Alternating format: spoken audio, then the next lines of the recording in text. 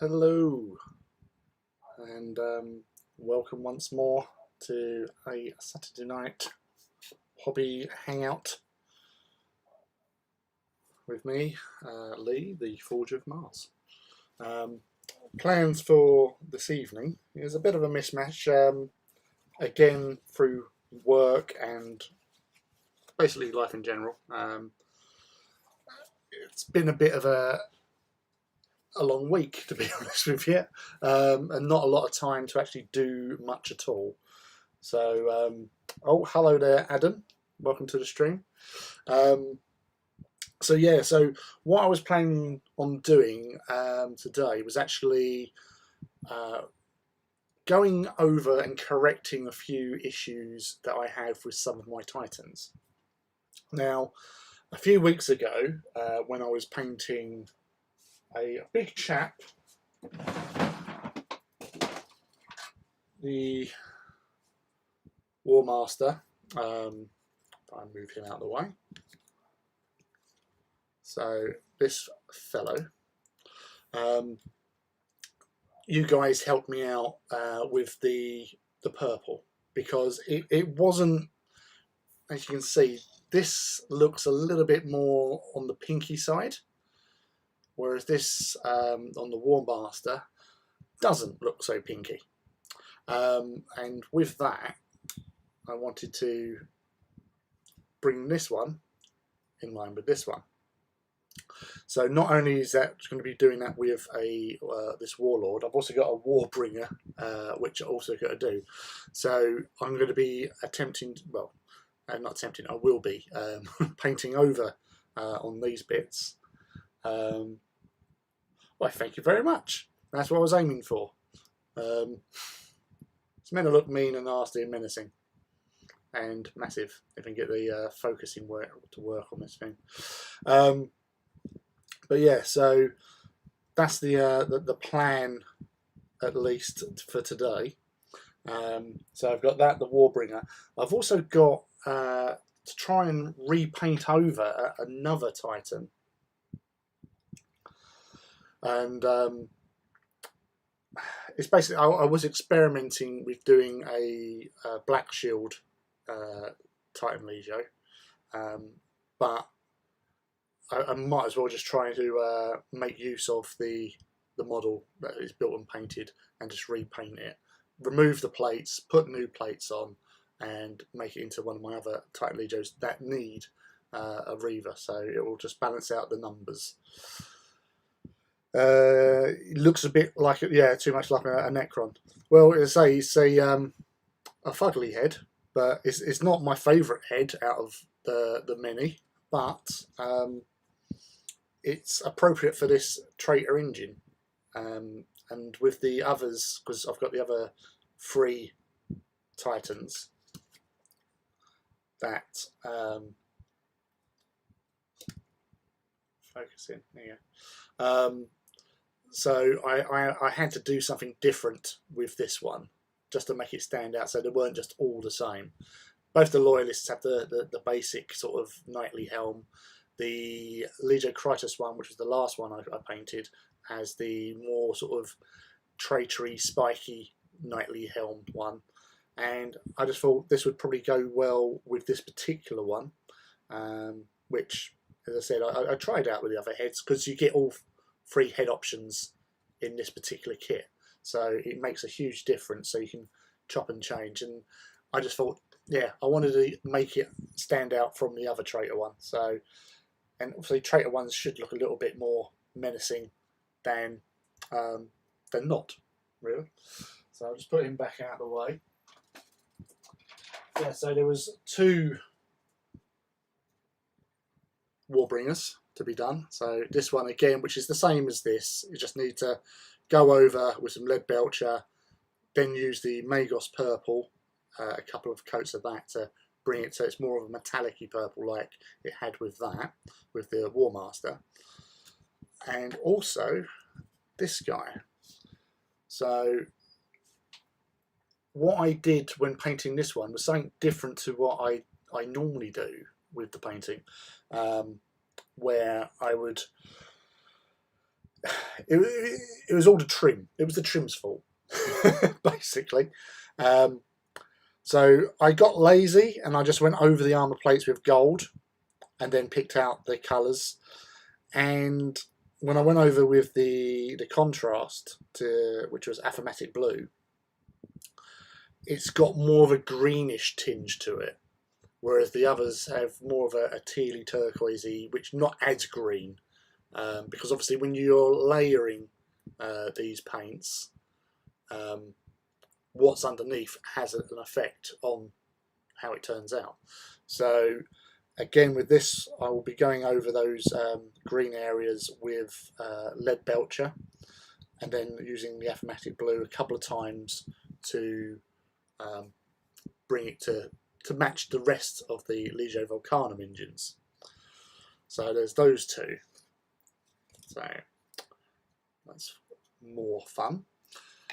And then the last one, as I said, this was a black shield that I've done. Now, I really like the scheme and how the colours work on this.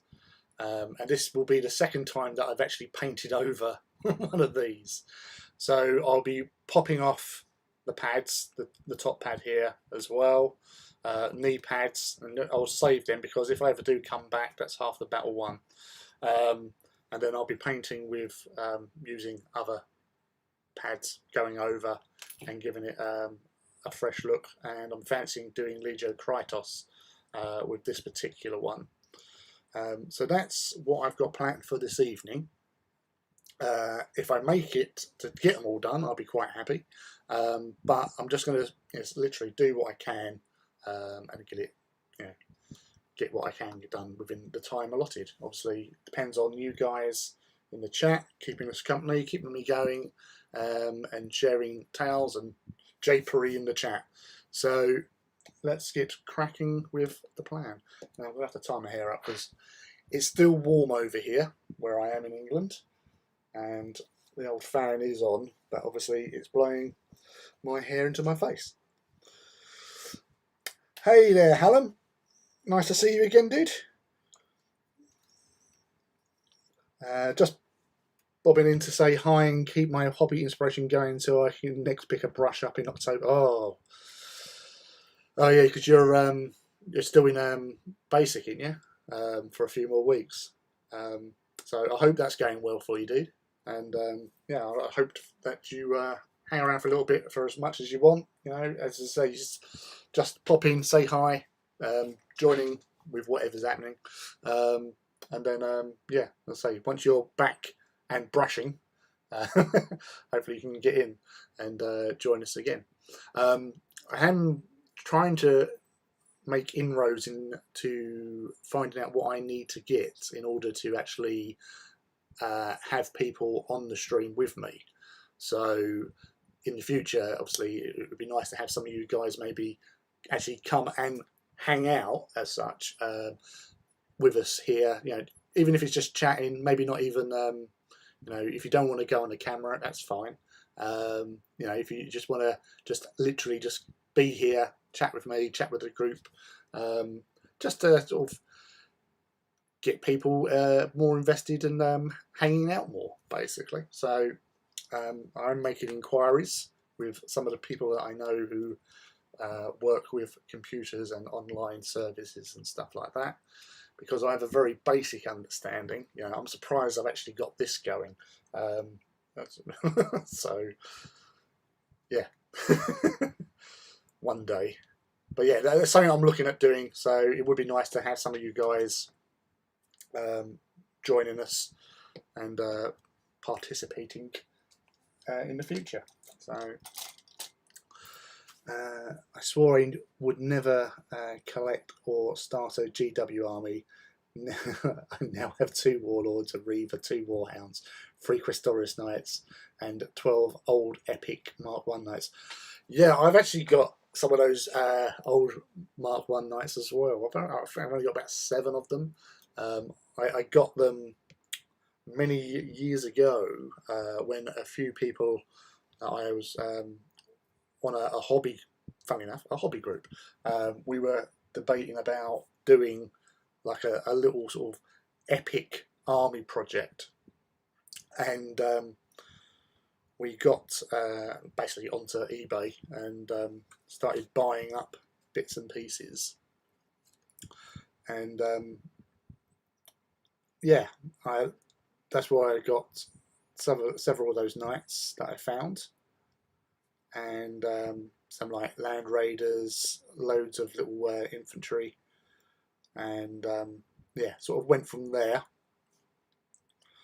So this is thinned down lead Belcher. Obviously it goes on a little bit smoother, because obviously I've got several layers already on, well, a couple of layers, just makes it not too thick, but obviously with working with contrast, that's not exactly the thickest of paints anyway, so that shouldn't be too much of a problem when going over with the Magos purple later.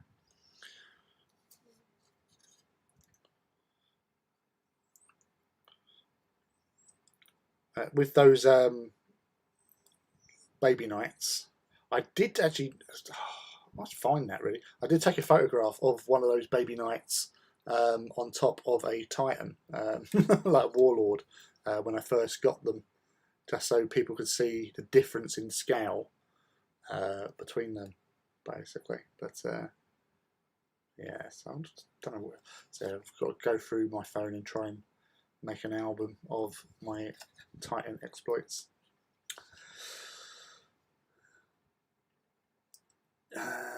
Basics going great, loving every minute, but really missing the hobby. Going to be diving into AT against ASAP. It's good to hear, dude. But yeah, I say, like with Adam there, with his it's like the models are so nice to work with, and that's how I've ended up with so many. It's purely because I just, I love building them, and painting up these various schemes. And all I'm really doing now is trying to balance out the armies. So I like to have the options so I can field multiple mana pools. So it sort of, you've got to have a few times. I think like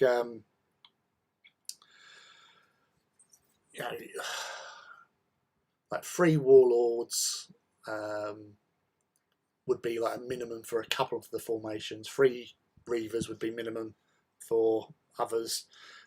Obviously having warhounds always good, so you can do all their ones, and then you can mix them with reavers and whatever. So having all those titans available, you can cater much better for your gaming experience.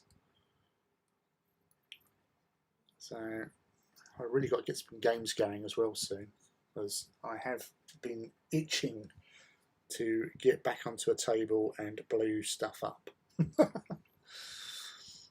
I still got my epic Eldari army I started in '94, and just added Crimson Hunters, Silver Spears, and the army thanks to 3D printing.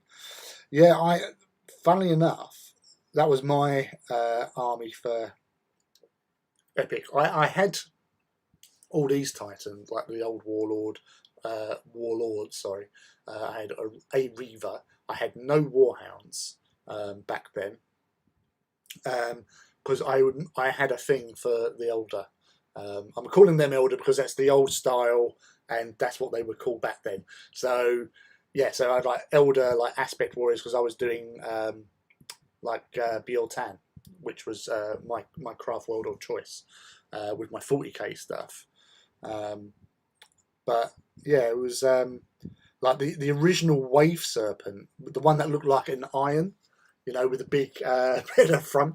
I thought that was an awesome looking model. I thought it was fantastic, and I was so disappointed when, obviously in 40k, they just basically done the Space Marine thing where they just used the Falcon kit. Because again, the old original grav tanks, the Falcon grav tanks, which was like those almost sort of triangular sort of shaped with the 2 big engines at the back. I thought they looked awesome with the big cannon, fixed down the centre of the hull. I thought they were my favourite, and I was sad when they brought out the newer versions in 40k. But yeah, I like them. And Phantom Titans, I had about 5 Phantom Titans because they were just and the Warlock White version as well. I just loved the one, and they were all armed the same. I just loved them with pulsars. I just looked so like graceful and deadly. But yeah, that's what I was doing with my lot. But yeah, like the what's the other? They had like the fire. It wasn't. They didn't have like a fire prison. It was like Warp Runner and stuff like that, or something. With all the different sort of funky shaped tanks they brought out in metal. But yeah, no, they were good models. Well, obviously, Scowl Creep, totally different to these boys. So with your 3D printing stuff, did you are they to the old scale? I take it, so they all look the same, or have people sort of altered it to be in sort of Titanicus scale as such, Adam? Callum, my Gryphonicus plan is 3 Warlords, 5 Reavers, 6 Warhounds, 2 Warbringers, and a Warmaster. Yeah, that's a good solid mix of having. As I said, like my 2 biggest forces, which are Ignatum and Solaria, just gives me so many options. So I think Ignatum have 4 Warlords, and Solaria has 6 Warhounds. So they're both like 16 strong. So they've all got 5 Reavers. It's just the difference in one's got 1 more Warlord and the other one's got 1 more Warhound, basically. Pretty much, anyway. I must check that, actually, because I'm not sure I've got 5 Warhounds. Oh no, yeah, well, I've got 2 Warbringers with Ignatum, but only 1 with Solaris. So that's yeah. So that's what makes them sort of even Stevens. Coffin Box found, yeah, they were just fantastic. I just loved them. I remember do you remember the old like pictures, like the dioramas they used to do in like the magazines, where you'd have one of those falcons doing the old pop-up attack, like the old Apache longbow, just popping up behind trees, firing, and then popping back down again. I thought that was just the coolest thing ever. It was only just like a little plastic thing. But yeah, they just rocked. They did. But I say with the 40k, they just went the way of the Space Marine like Rhino, where all right, we'll just build one chassis and just change turrets or add some veins on it. I liked the Epic because there was a significant difference in the look, if you know what I mean. Get up a bit.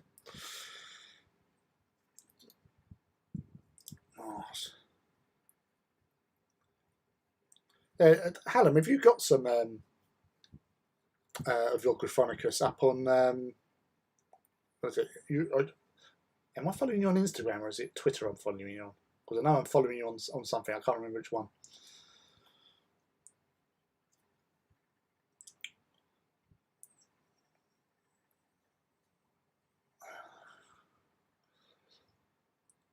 Yeah, Warp Hunter. That was it. Yeah. Yeah, that was it. Yeah, it was really like I love those sort of kooky designs on things. Just different. Don't have to always be symmetrical.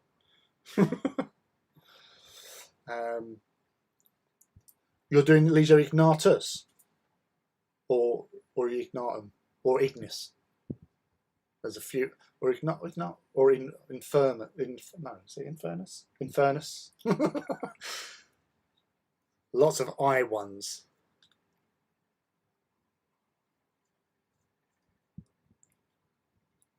Yeah, I had to do fire wasps purely because they were like the first loyalist ones that were like in the original AT. They were the first sort of loyalists, sort of really sort of shown and mentioned in all those pictures where you have them versus Mortis in their old scheme, which the Murder Lords now have. So, and plus obviously my big titans were Ignatum, so I had to go with them.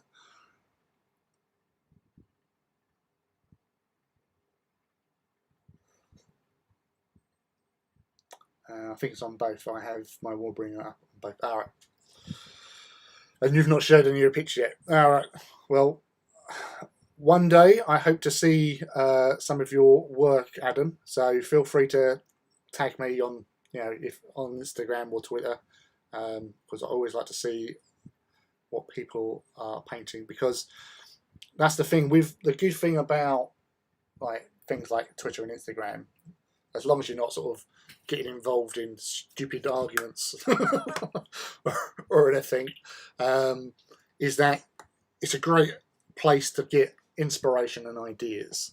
So, seeing other people's work, like you might do a technique to do something with your Titans that I haven't even thought about. I thought, oh, hold on a sec, I see what you've done. I ask you the question, how did you do this? And you just go, oh, it's this. And then I go, wow, never even thought of it. And then, I can add that to my my skill set. And it's nice to help out other hobbyists. So, it's always good to share and, get some more sort of to your skill set. Because you might come to a project in the future where you go, oh, hold on a sec, that thing I learned off of Adam, that actually could really help me out in this situation. So,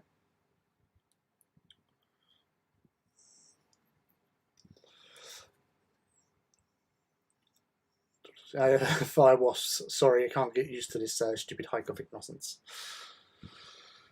Yeah, well, that's the thing. They've always sort of had that sitting around for the most part.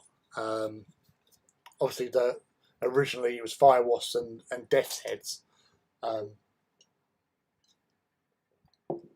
I think it was more with Codex Titanicus that, like, where they introduced Gryphonicus, the War Griffins, because they sort of started mentioning about the double names. But I would have to check up on that.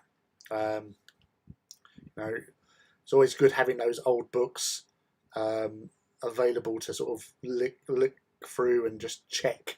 But also, as I said, I absolutely love all those pictures that Tony Cottrell used to do, where he set up the little dioramas of the Titans and the Space Marine stuff, which was coming out as well at that time.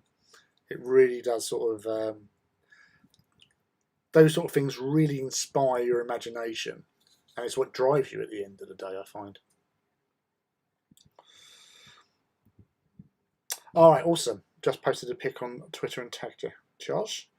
I'll check on that in a moment once I get this lead Belcher sorted out, because I like to break up my painting. So it's always good to have a little break, and then I can have a little flip around on Twitter and see what's what. So you're a proper sort of old school veteran type hobbyist like myself, obviously doing armies from back in the early 90s or early mid 90s. So it was about that time, actually. It's probably, it was probably around about 94, 95, because I moved from London when I was sort of 19, and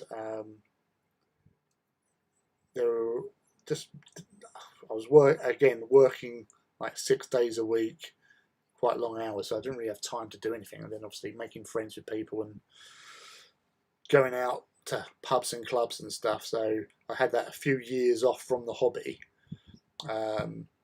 So I still had lots of my stuff, but I actually gave most of my stuff away to a friend of mine. So he's still got it because he's a hoarder. But yeah, it was. There's been several times in my hobby career where I just stopped, and I just at the time gave my stuff that I had to people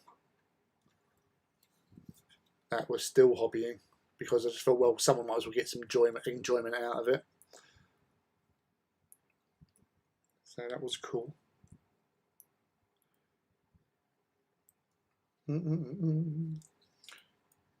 Leggies.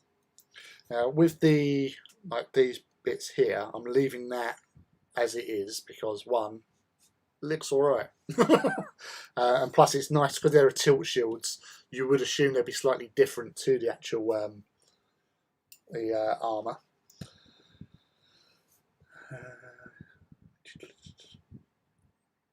Instagram and Twitter have been great for my 30k and AT hobby. Only ever had good interactions with people on there. Yeah, as I say, I literally just, when I get the chance to go on and surf around, it's seen like people that I follow, hashtags as well with like like AT and like War Master Titans and all that sort of stuff, and just seeing what people are doing, because a few guys like I think Helen, you've been on here with Rob when he's come on. He does some really epic sort of posing and paint schemes with his Titans, like big and small. For his Legio Solaris stuff, it's just outstanding. And it is. You see that sort of person who's put that sort of time, effort, and enthusiasm into his work, and it does rub off on you, doesn't it? Because it's sort of like, yeah, I can do something like that. I can get behind that. Just started collecting in '91. Just started, yeah. I was sort of, I was just basically collecting stuff, building it, not painting it particularly good. I admit I did dip paint a couple of my old RTB01 Space Marines, and I was using enamel paints back then as well. The old Airfix Humbro type paints you get, those little metal pots, and just like literally just like trying to just splooge, pour some of it out into like a pot and then just dipping, pretty much.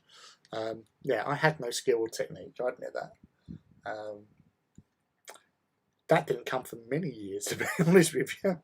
But yeah, it's been a good, fun thing to have,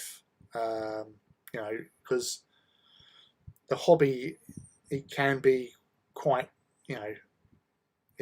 any hobby can be expensive.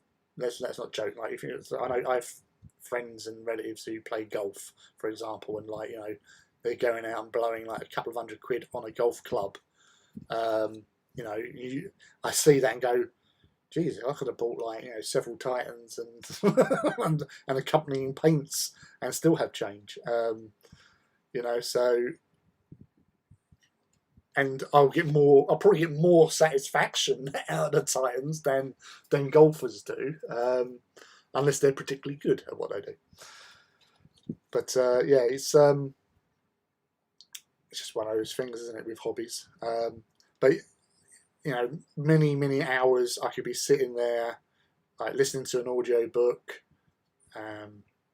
or even doing this, to be honest with you, and just chilling in my own company and being distracted by trying to get a paint onto the most fiddliest part of someone's face, or doing eyes. I can't do eyes. I am useless at doing eyes. You know, I might get it all set up all nicely, and then suddenly I go for the killer moment of doing the dot, and absolutely smudge it or fudge it. So yeah, that's why I like having helmets on Space Marines, just so I don't have to do bloody eyes. But even like when I've done character models, I've actually like my favourite face that I've done. One of my favourite faces I've done was actually I was painting Night Haunter for a friend that used to sort of, I'd say, sort of commission me, but I used to do it as their birthday present sort of thing. So like, you know, you get the model, I'll paint it for you, and I used to do that. So and with Night Haunter, I just used washes. It was just Agrax, but the way I'd done the face, it looked like, you know, his eyes were in shadow. And when you think about Night Haunter, he's always in shadow. he's as bad as Corax. But yeah, he just looked so good once it was done. Even though it's just literally just getting a couple of coats of Agrax in just to give that sort of shaded visage to his face.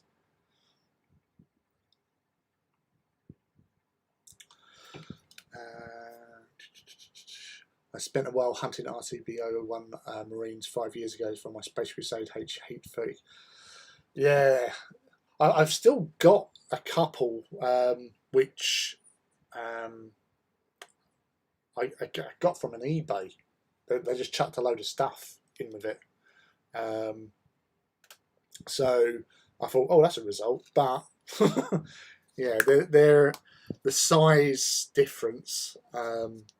But you know, you can use parts, and I have used parts, but yeah, I just keep them as a little separate thing, as a little like personal museum to the old style.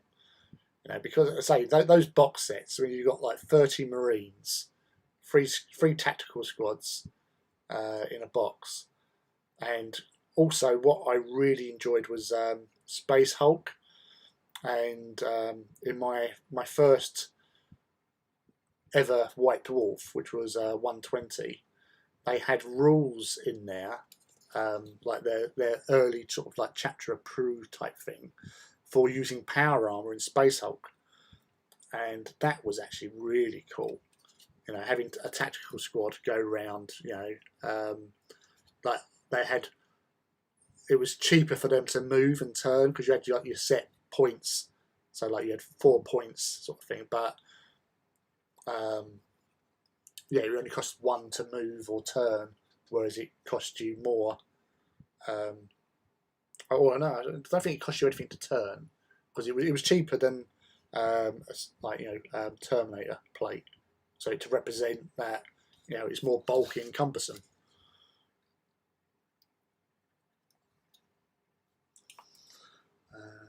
I started when I was 8, so my first models were god awful. We've all been there, Alan. Fell in love with 30k when I was 14. Not really looked back. Dipped into 40k occasionally, but the H8 setting is, and you know, I've got 40k armies, you know, and don't get me wrong, I actually like Primaris purely because the scale. When you see them against Xenos, they look as intimidating as they should do, if you know what I mean. But yeah, they could have done the background probably a little bit better in some, because I know a lot of people sort of like, oh yeah, it's just suddenly come out of nowhere. This Magos has been working on them for 10,000 years apparently, but I actually like cool. Cool is cool. He's especially like in the what was the one of his books? His great work. The little flashbacks he has in that, and obviously his different sort of personalities that he has, you know, and he's sort of like some form of goes down to Sofa, the home world of the Sires of the Emperor. and yeah, it was just like Indiana Jones in some respects. But yeah, no, I find cool entertainment. Even in the heresy books I've seen him in, he's actually quite good and endearing, in my opinion. And I like the way he thinks, because obviously with the Mechanicum and Mechanicus, it's sort of so backward, and yet he's like a. See, the difference is between like the Mechanicum and the Mechanicus, like pre the death of Innocence. There was obviously before like the cult Mechanica came into being, and like worship of the Messiah and all that sort of jazz. You did have not only people that went out to get lost technology from like the golden era of humanity, like Arkham Land, for example. You find loads of sort of STLs. And brought back technology like the Land Raider and Land Speeder were both discoveries that he found. The Land Raider was originally an agricultural vehicle, but and he done a few sort of little tweaks. His personal Land Raider, which I think was the size of a Spartan, actually was anti-grav. Hey JS Idaho, welcome. Nice to see you again, dude.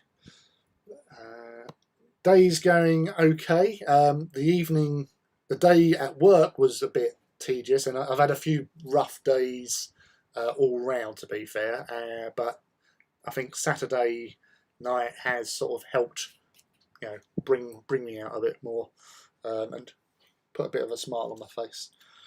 And yeah, with Adam here and Hallam having a chat.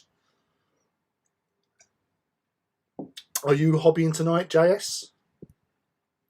Or are you visiting? You don't normally come on till later, don't you? But you're always welcome, dude. Just got to do these 2 shoulder pad bits, get this covered over before I'm going to quick look at what I've been tagged in on Twitter.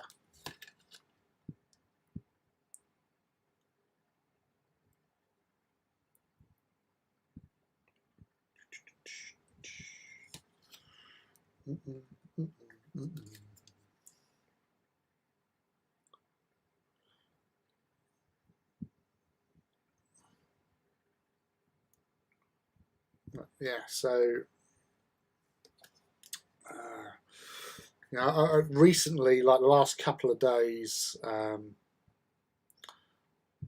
in fact, even yesterday, before work, I did spend several moments like staring at my Mechanicum, my 30k Mechanicum army, which is quite gnarly. It was when the heresy first sort of started.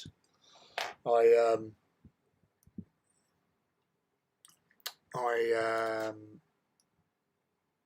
was with a group of friends, and we all wanted to do, certain armies. Now, originally, I wanted to do Emperor's Children, but one of my friends sort of named that he wanted to do that, and he was just starting out in the hobby.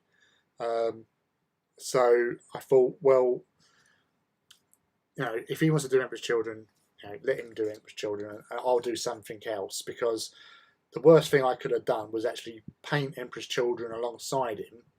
And obviously, he's a pretty decent painter, but back then he was just starting out, so he was just learning the basics and everything like that. He'd had a little bit of experience in his like formative years at school and stuff, but it would have been a bit of a intimidation, and it's not a real cool thing to do, really, because doing something, and if someone's doing it better than you, you think like, oh, and it puts you off, you know. So I went. Well, I initially started to do Death Guard, and I built and painted a Mark III Marine that I bought at Games Day, and done the scheme, and I thought, yeah, it's pretty cool. But because I'm a bit of a fluffy player, I couldn't legitimately see a way that I could have Death Shroud to Terminators, because I wanted to do Death Guard Loyalist. Because obviously the Shrouds are never more than 49 steps away from their Primarch. So I couldn't, find a fluffy way of doing that, because the Death Shroud are Mortarian's boys. So they'd do whatever their Primarch would do. So that sort of killed it for me in that respect, because you want to have the cool units, you know. So from there, I thought, well, I don't want to do anyone else really. I really want to do Emperor's Children, but I gave that up for my friend, who later didn't do them anyway. But I got his models that he'd already bought, so I took them off his hands and started building Emperor's Children, which I have done with much gusto over the years. But yeah, I started with Mechanicum. So, Phalanx, Castellax, and then later on with the Vorax, Thanatars, Domitars, Vulturax, the whole lot. Skylax as well. Those little Guardian automata, because I just love the Mechanicum aesthetic, the look, the fluff, because they're just batshit crazy. Yeah, well, don't worry, we're just going to wire up this person to this thing here, it'll be fine, don't worry. What are you worried about? It's fine, yeah. Like the whole thing about Phalanx, where they're just, was once a human's nervous system, just strapped into a mechanical shell, and then they're just like, they're in constant pain, only to be relieved when they do something right. It's like, that's harsh. But yeah, so I still went with Mechanicums. I just love those crazy robots, and Thanators and Domitars, and they're just awesome models. And you can sort of easily flip between Loyalist and Dark in like the early phases of the heresy anyway. So, but yeah, mine like Loyalist, Martian dudes. Just visiting for now. With any luck, tomorrow we'll have some bench time. Oh well, dude, we're all busy people at the worst of times, but thanks for dropping in and joining us anyway. He's always welcome. Yeah, Blue Eye World Eaters. Yeah, no, the pre-heresy World Eaters were. I love their scheme. Did consider World Eaters, but when you've got your favourites and you want to do your favourites, and Emperor's Children were my favourite. I loved the purple. That's one of the reasons I've done Legio Domitian, because of the purple. Right, so just going to quickly have a look at what you've tagged me in.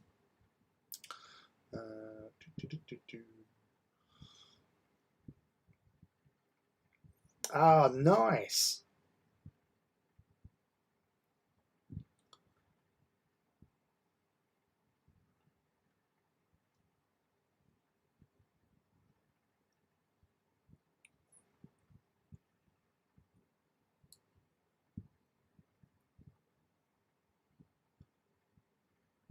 The old turbo lasers. Yeah, the little Questorus. So all those are 3D printed, are they? That you've got on there. What sort of system do you use? These are like one of those igloo, whatever they're called, like the Mars and Saturn type ones.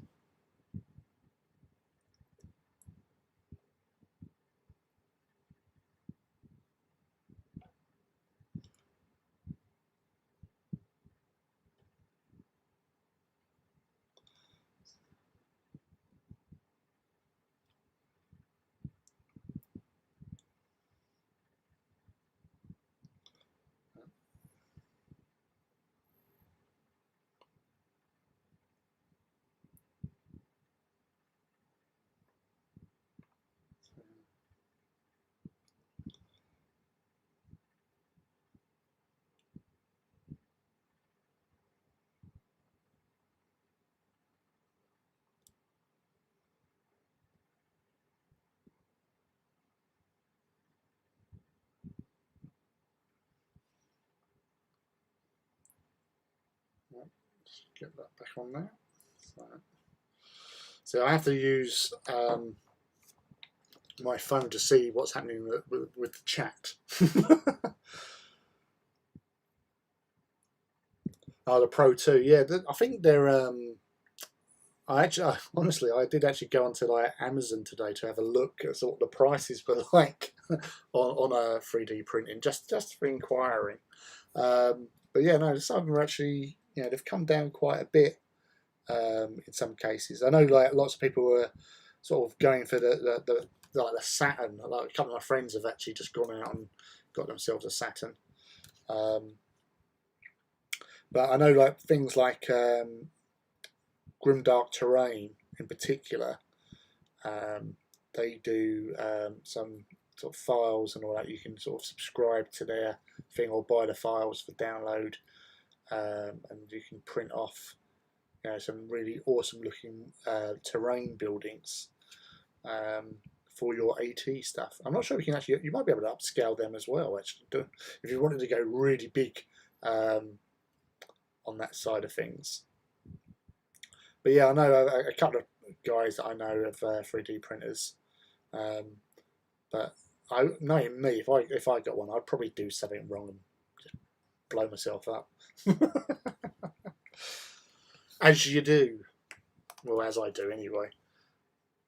Right, so that's that taken care of. So, right, now you got this Warbringer. So same again, going over the purple with the lead Belcher, and then going over that with the Magos, a couple of coats of Magos purple contrast. So it's just, I've been looking at these models for a couple of days against them.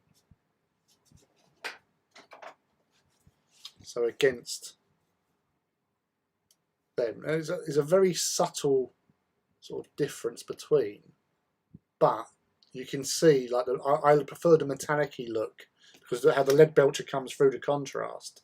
As you look at the sort of artwork in the Crucible of Retribution of Legio Domitium, it's got more sort of a purplishness because this is more of a pink. Because this is actually Screamer pink that I used on these, and you want a bit more of a purplish but with a metallic tint to it. So I like how that comes out, and I've been comparing them and going, well, I can get away with it, but then I look at it and go, no, it's going to bug me. So that's why I'm painting over. I've done all the other Titans because obviously the War Master was the first one I've done in this technique with the contrast. So I've gone over all the other ones. So that's 1, 2, 3, 4 Warhounds and 3 Reavers already done. So I might just leave the turrets. Can't be bothered with the turrets. You don't really pay much attention to them anyway. But we'll see. I'll probably change my mind again and do them.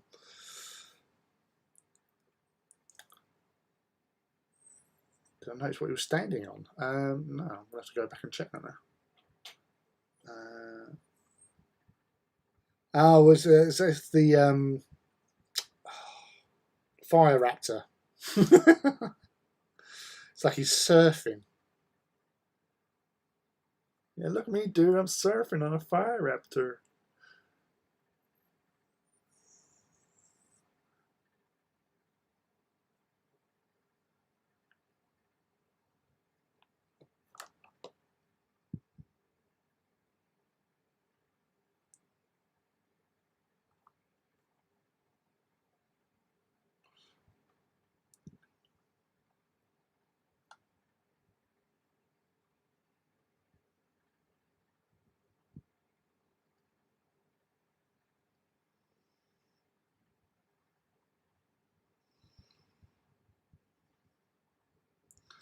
So, yeah, so I'll take it you printed that one out as well. Because I know a couple of guys that have done that with their sort of like tanks and stuff for using for bases. So yeah, that sort of thing is pretty cool, especially if you get the scaling right to it.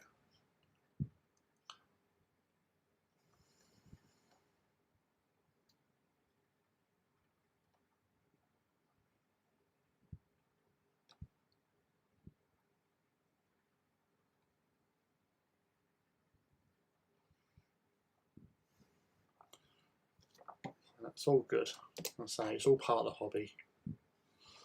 Although with the what's it, the latest thing that Games Workshop are saying about all that sort of stuff, they're tightening up their reins. So it's like with because I sort of go up to Warhammer World whenever it's possible to.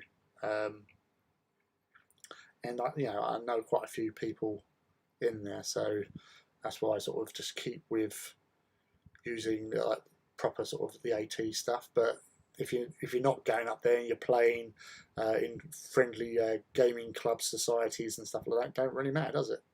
You know, you have them looking cool because it does add something to the models having a cool sort of base. Because I never used to do a lot of work with bases. To be fair, I was not. I suppose I was a bit scared of doing basing. I just kept everything simple. I didn't want to overcomplicate things, and just didn't really have the. I really couldn't be bothered with basing. I just literally just get some like texture paint and then bit of dry brush and wash. But that all changed once these models came out for AT, and I started, putting, a lot more effort into bases, as you can see. So it does, and I realise now how it does make a model look so much more by doing that. Oh, hello, Mousebait. Welcome. Emperor's Children's Raptor.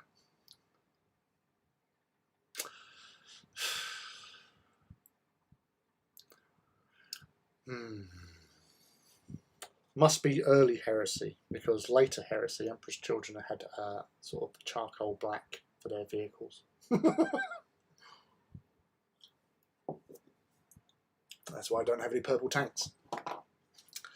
Yeah, are you doing your Titans tonight, Mousebait? Thank you for coming and saying hi and joining us.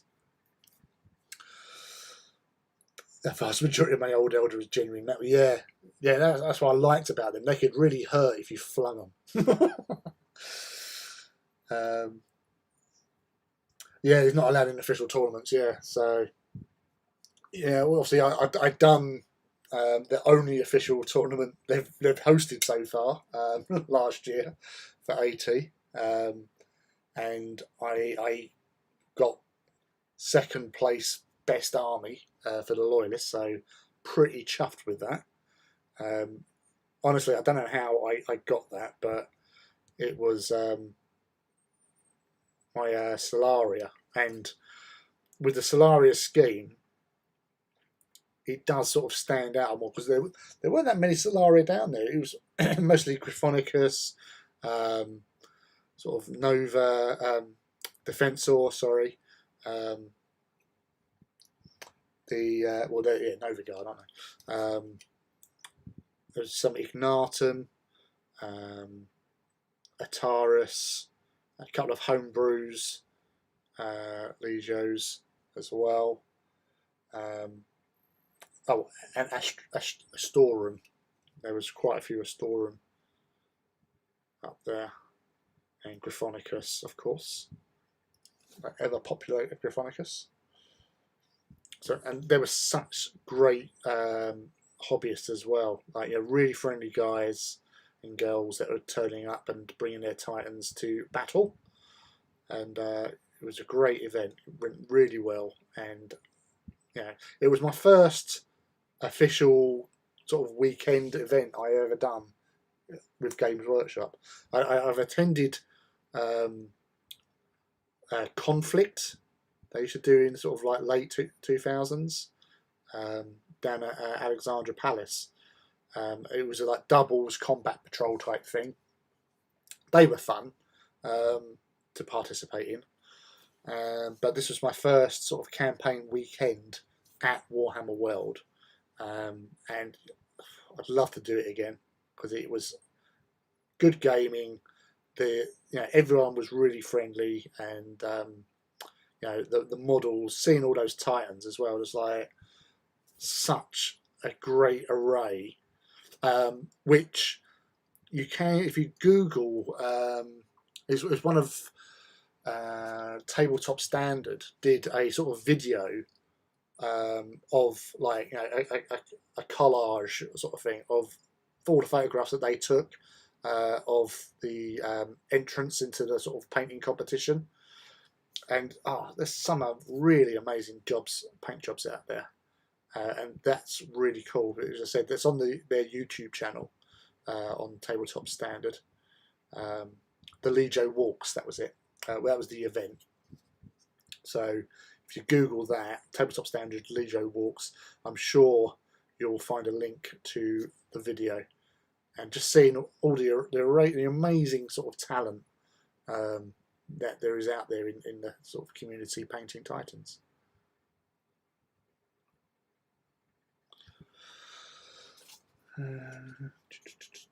I have an 80 Scout Sicaran on my Warbringer base. All my Gryphonicus Titans are stood on trench lines and with infantry and tanks fighting, and all their bases connect together. Yeah, I think because didn't Artist Empire paint one of yours as well? Because he loves that sort of stuff. Seeing all those little dudes running around the trenches. Actually trying to get some work done on my own AT at the moment. Got a second Warlord to do, trim, panels, etc. Then I may start on my last Warhounds. Ooh. Yeah, EC armor started going from pink to black. Yep. So cool. I may go to my friendly local game store on Sunday to check out what's up. Not sure I'll play. Well, again, it's just if they're in your car and somebody's about, you never know. You might just go, hey, fancy a quick game, and get some Titans going and rolling some dice. Because, especially if you know some of the guys down at the friendly local game store. I think a lot of players, especially with AT, because the way the system runs is it's not that bad a game system to play. You don't really have as much problems as you do playing with like 40k. Especially when you're going for like Xenos versus Marines or whatever, because you're the same type of thing. It's a level sort of playing field, isn't it, really?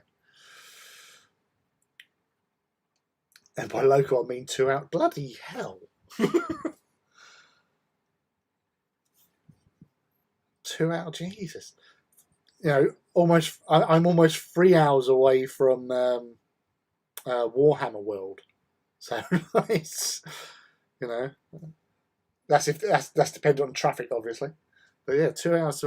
Bloody hell! Oh yeah, but then again, you're out in the States, aren't you? So everything is miles away, surely.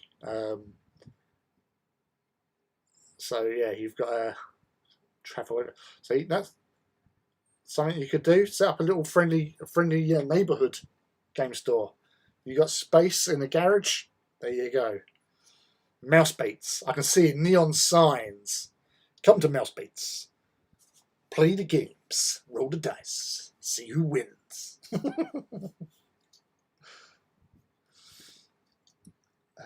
Adam, my sister moved up to Derby, and when I travelled up to see her, I popped into Warhammer World for breakfast and she jumped for joy seeing the old Horus versus Emperor. Yeah, no, that's one of the beautiful things about popping into Warhammer World, is seeing all the old stuff they've got on display. Like that, the museum is pretty cool, and it does bring back a lot of good memories. Warhounds. So don't apologise for Warhounds. Warhounds are cool. I've learnt that. I weren't a big Warhound fan for many a year, but since obviously building and painting some big Warhounds and realising, you know what, these are pretty cool models. I really quite appreciate them. But doubly so in AT, because they're just like, cute little critters with plasma killy death on each arm. My list calls for like all the Warhounds on the Greek traitor side. Yeah, that's the thing. As you were saying, it's easier to get to like Warhammer World, because it is a day out, and it's like the hobby mecca, isn't it? Really. If you ever get the chance, Mouse Bait, get over here and visit. Just even spending some time in Bugman's and chatting with people is always worth it. Especially if you're there on weekdays in particular, because back in like normal times, all the offices there and a lot of the staff go to eat in the canteen that's around the back of Bugman's. So sometimes you'll see some famous faces walking past, and plus a few of them do like to have a beer. So you see them at the bar, and let's have a chat and all that.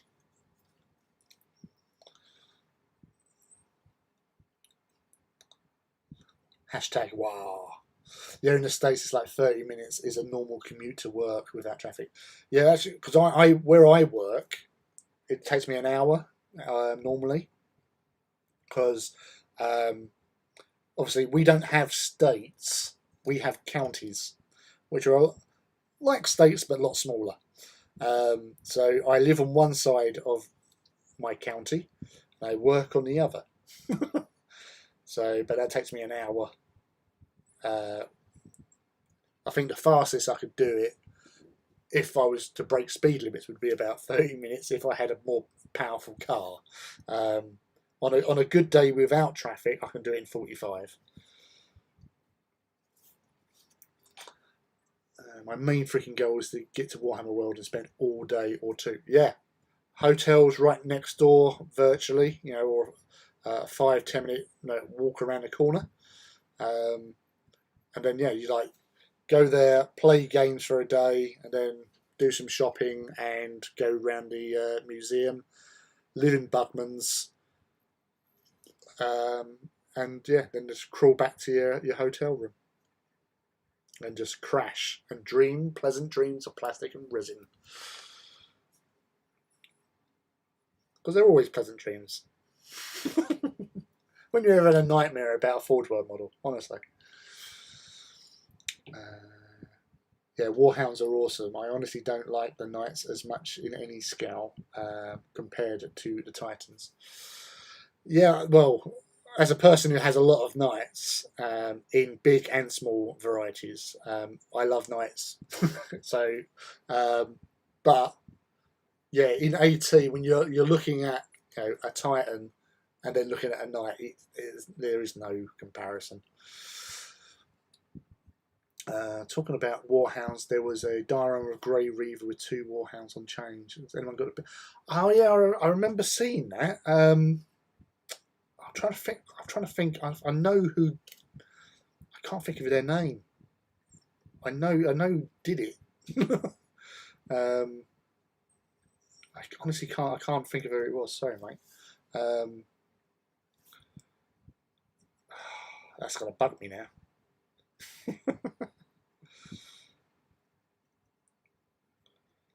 You might need to do some Google foo. Warhounds on leash. Be careful though. You never know what you might get with those sort of searches.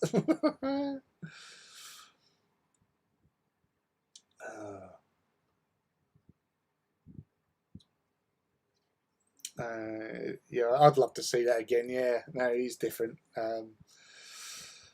I totally fangirl over seeing Nick or Peachy or a bunch of well, that's the thing. You will see those guys because they have to go through Bugman's to get into the staff restaurant, which is just behind. So yeah, so you'll always see them walking through. Everybody, So yeah, you name it, you'll see him. Like last time I was actually there, not at a tournament as such. I was at the bar with Phil Kelly. I was chatting with him because I've met him before when I was getting the old Dark Elder book signed when he was doing a store visit with Graham McNeil, and he recognised my accent because he's from Southend, near where I live. So we were just chatting about that, and I also spoke to him because years ago I got reunited with a friend of mine that used to live with me, my old flatmate Martine. And when I was round her house and looking through her old photo collection, and I'm looking through it, and I've gone, "Why have you got a photograph of Phil Kelly?" And she went, "Oh, you know Phil Kelly?" I said, "Yeah," because I didn't realise that he actually went to college with her. So yeah, that was obviously a talking point, and a few other people that I knew also knew Phil. So whenever I spoke to him, I go, "Oh, yeah, we've got mutual friends and stuff like that." So we were talking about old nightclubs we used to go to around in Southend. Oh dear. You work from Land's End to London. Jesus. You commute that every day. That's going to be a trip and a half. Or do you sort of come down to London for a few days and then head back at the weekends? Because I know a few people that do that. But yeah, Jesus, that's a commute and a half. Yeah, we have lots of public transport, but compared to your public transport, your transportation, you can get from A to B a lot cheaper by comparison to what we can. Like you could go between states for the cost of nothing, really. Whereas if you wanted to go from London to Manchester, for example, which is about 250 miles ish, maybe between 250 to 300. You're looking at over 100 quid for a train journey. Whereas you'd probably cost 20 bucks, if that. Yeah, we're expensive for all those sort of things here, and then they wonder why people don't use public transport. Bus fares as well. So unless you're sort of got some job that gives you a travel allowance or whatever to buy these sort of things, it's bloody expensive.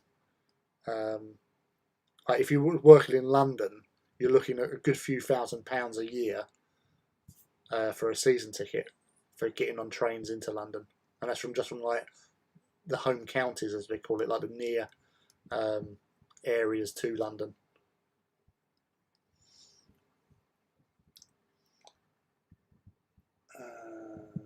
Warhammer Rules Life Goal, yeah. The road was closed. Oh, right, was it? Oh, but they're always doing road works here, then everywhere. Depends on what end you're coming from, really. You've got both entrances. You can get to it. But if it was actually Lenton Road itself, then that's always going to be a problem.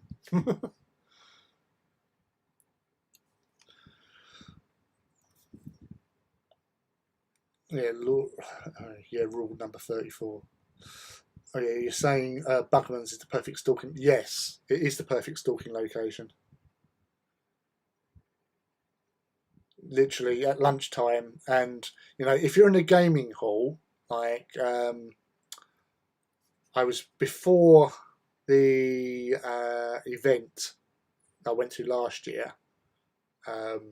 For the Legio walks, I went to Warhammer World a couple of months beforehand to get some practice games in with a friend, and as our table was set up right outside of the Forge World store. So, and I say I know a few of the guys that work in the stores anyway, so they were all coming over chatting. Baz, who runs the hall, is a friend of mine as well, made through the hobby. But I was getting like people from like the design studio and all that coming over. Tony Cottrell, who's like the head of Forge World, came over. Andy Hoare, who is also another friend of mine, he come over for a chat anyway. But yeah, even there was I think what's his Guy Haley was actually down there, and a few of the other guys, because they also play there on certain nights. They'll have like Mark Bedford was over there with Jonathan Taylor York doing a Necromunda campaign. So they all sort of go down and participate because they're all hobbyists as well. So they have their own little game campaigns that they play after finishing work for the day.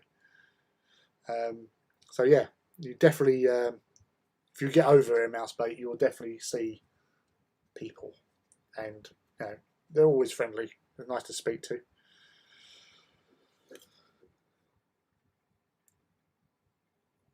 So you can't really go wrong. And I say, like, when they come over to your gaming table, especially if you've got your models there and stuff, they're all sort of, they're like us. Remember that they are still human, and they have hobby needs that need to be scratched, and they like seeing good models. Pardon me. Which we all like seeing nicely painted models. It's all part of the fun. Oh, actually, cold coffee, lukewarm coffee. I'm based in Somerset, but I cover the southwest. I have a work van and cover the coasts. A lot of areas you got to cover there, dude. Yeah, there's not much interstate here. It's not like flying. You'd have to drive. It differs wildly. You can get around in Portland, Oregon, West Coast, and I think Seattle for maybe $150 a month within, say, a radius of about 45 miles. Nothing like where I live now, sadly. Yeah, well, we say once the world gets a little bit better after sort of COVID and all that, and people can travel again, yeah, come over, visit. Obviously, should always put a shout out, let people know that you're coming over, because if they know that you're going to go to Warhammer World, people will often take time out to come and meet up with you and all that sort of stuff, because we all make friends here. So I've had a couple of instances where I've met up with people that I've known from internet, and met them at Warhammer World for like games and stuff like that. So it's definitely worth it. Like when I eventually get the chance to go up to Warhammer World with my Titans, to use one of their display balls to put them all out, then I was going to put a bit of a shout out and say, look, I'm going up there on this day. If you're up there, pop in, say hi, whatever. Have a chat, have a cup of tea, coffee, or a hard drink, and just converse. And people do that. There are a lot of people that live locally as well, but it is a nice day out, and it's like the mecca of the hobby.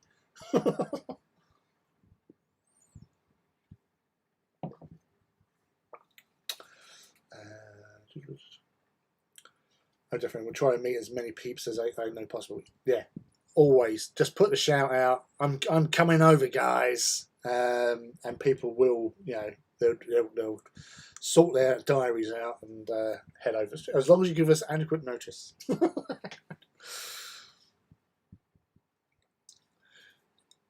Yeah. That would always be a bit of an interesting scenario. You literally would have to sort of. It would probably be cheaper for you to actually post them, but then that's a bit risky in itself. So unless you paid for the extra, if you can get them into a suitcase, pack them up nice and small armies. You don't have to go full scale, and just get them over and have some games or whatever.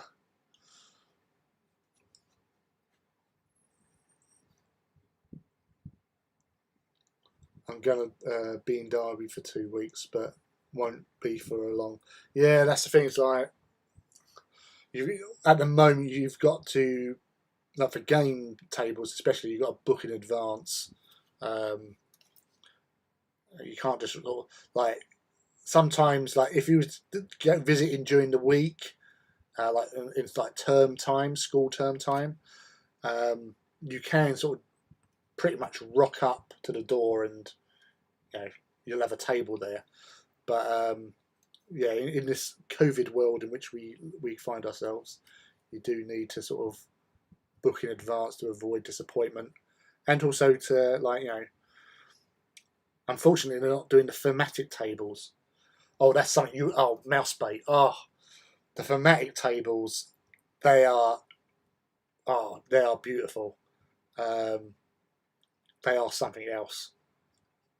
The basic tables, yeah, they're nice, good standard to play on, but the thematic ones they have are just gorgeous to look at, full stop.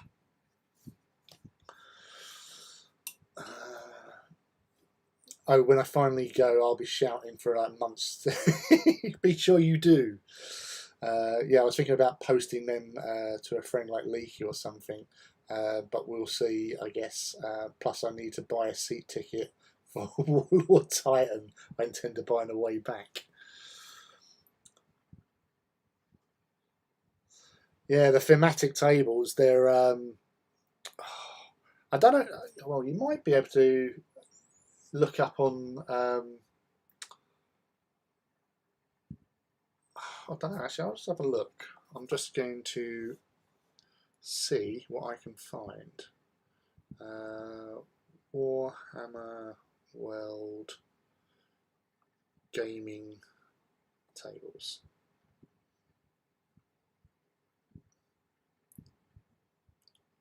Yeah, so there's some old ones there. I don't think you might not be able to see this. So let's visit.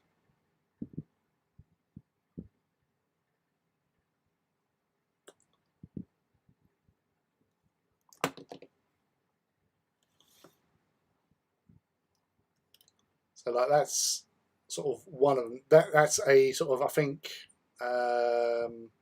6 foot by 12 foot table. This is the one that I wanted to use to put all my Titans out on. This is, they call it the Nijmegen Bridge. So there's another view of it. Oh, it might not be that as big unless they've shrunk it, but yeah, it's quite a size.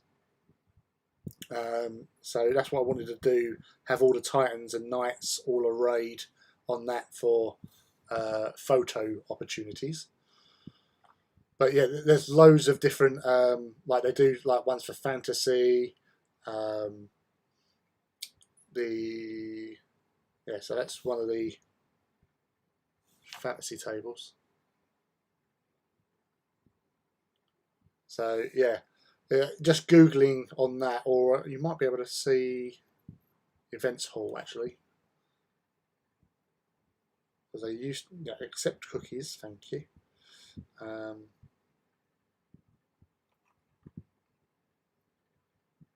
I'm just checking, because when you used to be able to reserve gaming tables, they actually had a scroll through list pictures of the ones you could have.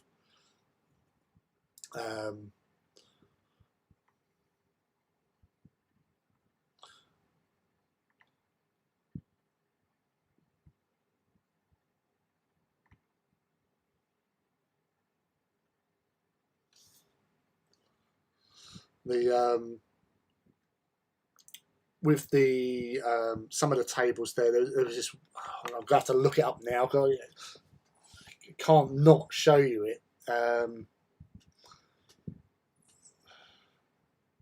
because it is just amazing. It's a mining facility. It's like 40k era table. Game table, mining. Yeah, there it is.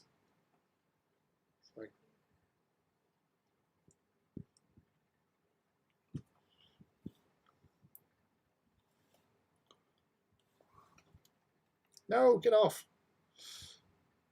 So this thing here. No, go away. Oh, you swine.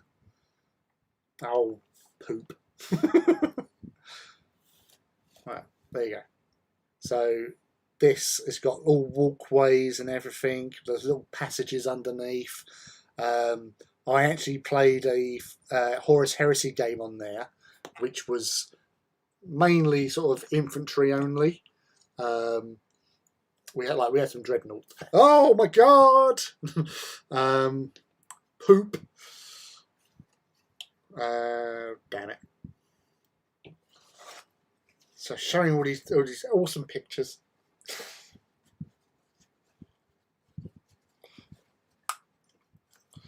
But yeah, so with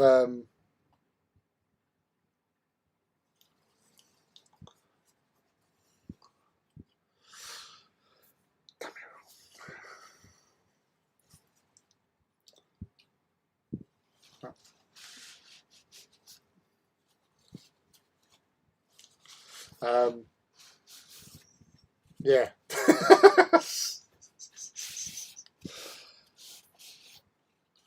Could have been worse, I guess. Just checking myself if I've got it all over myself, but no.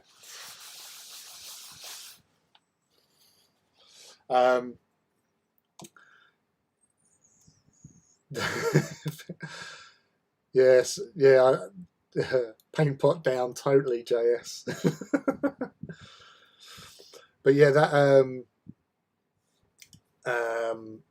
that mining table mouse bait, having a 2,000 point Emperor's Children versus Ultramarines battle on that was quite something else, because like you're just going, well, how can I put these guys on here? You know, and it gives you something to really think about when you're moving around.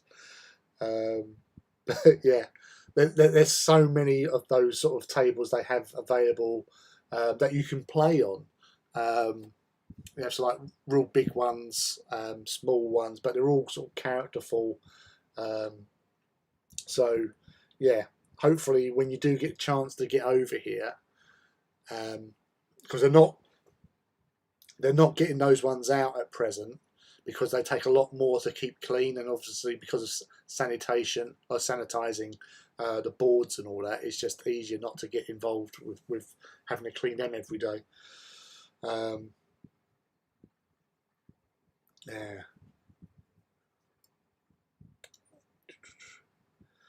Getting somewhere, the image was part of an heavy metal article. Oh, right, that's cool.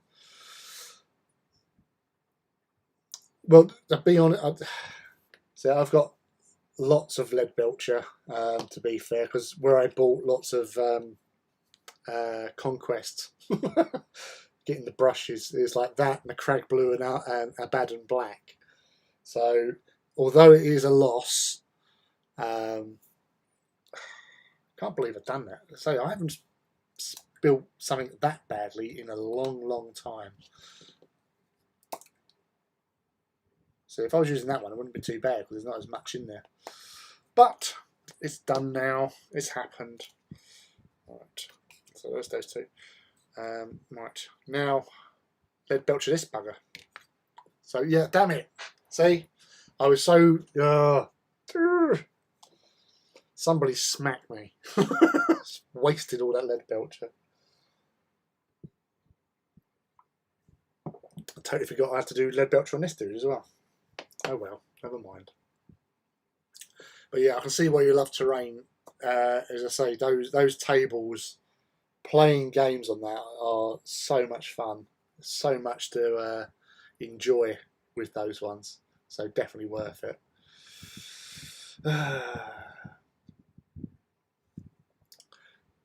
Yeah, so that's the thing, you know.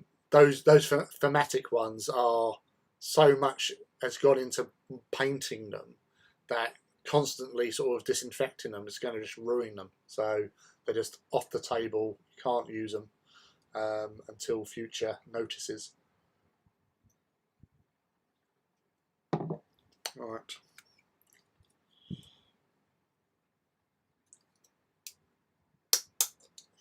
Get stuck. Oh dear, panic.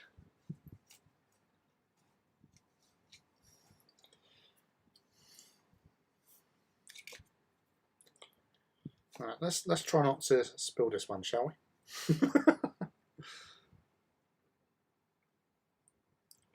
So if you missed the start, Mousebait, the reason why I'm going over these is because well, you was here, wasn't you? Because you was one of the advocates for using the Magos purple on the War Master that time, and because of that, I repainted most of my Titans to look the same.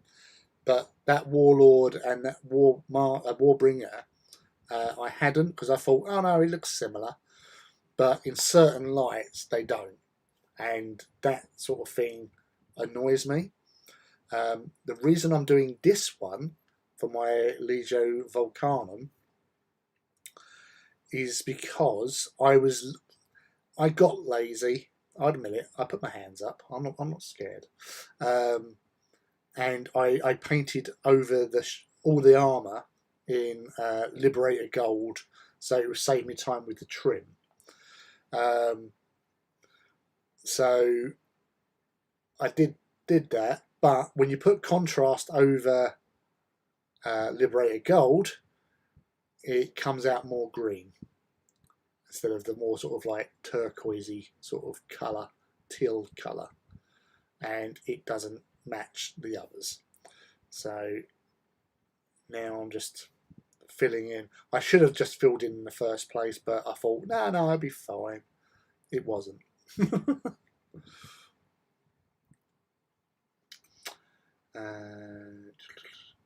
My base is always never spilled because GW is so thick. Yeah. So it's Mousebait's fault. Oh no, it's not. No. I'm not having any faults blamed on anybody here. It's not Mousebait's fault. She helped me see what I needed to see because I wasn't happy with the colour in the first place, because it just didn't. It didn't look just right to me, because I like to sort of replicate the paint schemes in the books, and I'd settled on a paint scheme because I thought that was the nearest I could find, and then I found some other paints that looked pretty much bang on, but the problem with them is that they were oil based, and it just didn't work with the oil based paint, and painting oil over acrylic ain't that great. And so I was experimenting, and Mousebait was the voice of reason, and also she had a good eye for it. So, but yeah, so having that done, I am happier with the scheme, and that's what it's all about. Because you've got to be happy with your work, and now I am. It's just that I have to. I've been putting off these two for ages, and because I haven't had the opportunity to actually build a Titan this week, I just thought tonight is a good night to do what I need to get done, and that's what we're doing. The OCD is bad. I need to repaint some orcs. Was it their with the orcs? Is it their the skin tone, or is it their sort of like other like armory sort of details that you got to sort of tidy up and match with your army? Making notes on Verdigris though. Oh, I'll tell you what. With Verdigris, I see that on like on statues, not a problem. When I see it on Space Marine armour, I have a problem. Basically, yes, they're using, like on Minotaurs, you see a lot of people who put Verdigris on Minotaurs. But Verdigris only occurs with the oxidization of copper. So it's only really, you get that greenish effect from copper getting exposed to the elements. Space Marine armor is made from ceramite or even adamantium, is whatever the mood they're in. It's made from either ceramite, which is ceramic reinforcement with adamantium or whatever, or adamantium. So it's not going to have the same properties as copper. So it shouldn't have Verdigris on it. So yeah, personal bugbear. I shall carry it to my grave. I'm using Imperial Gold from Darkstar for watching on my guys. Kind of wish I'd overbrush it with it first. Alright. I've not seen that one.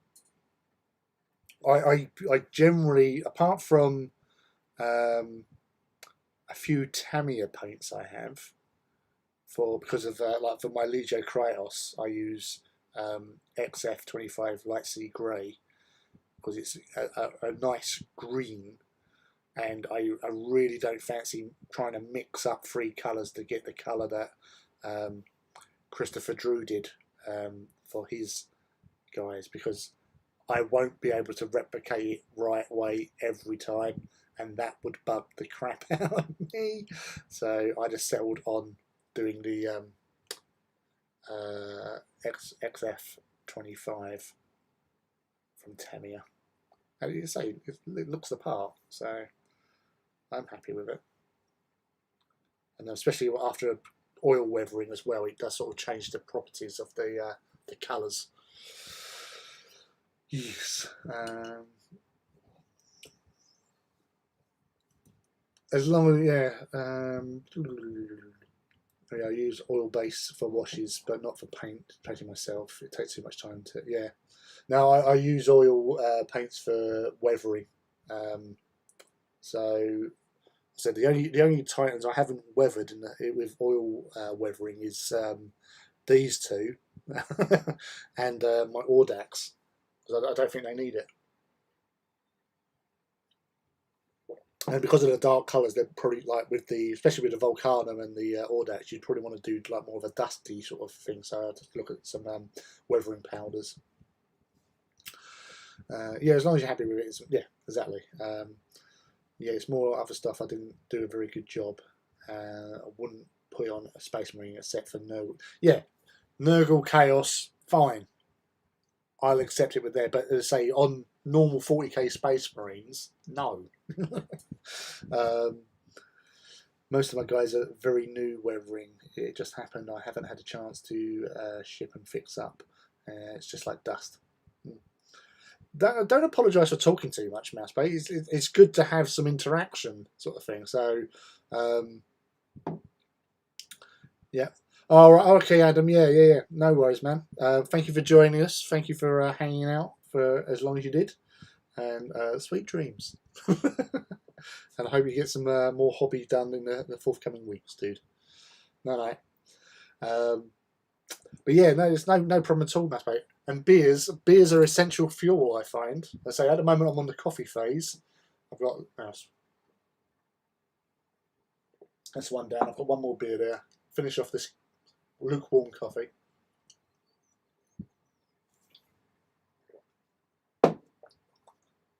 Reload, resupply.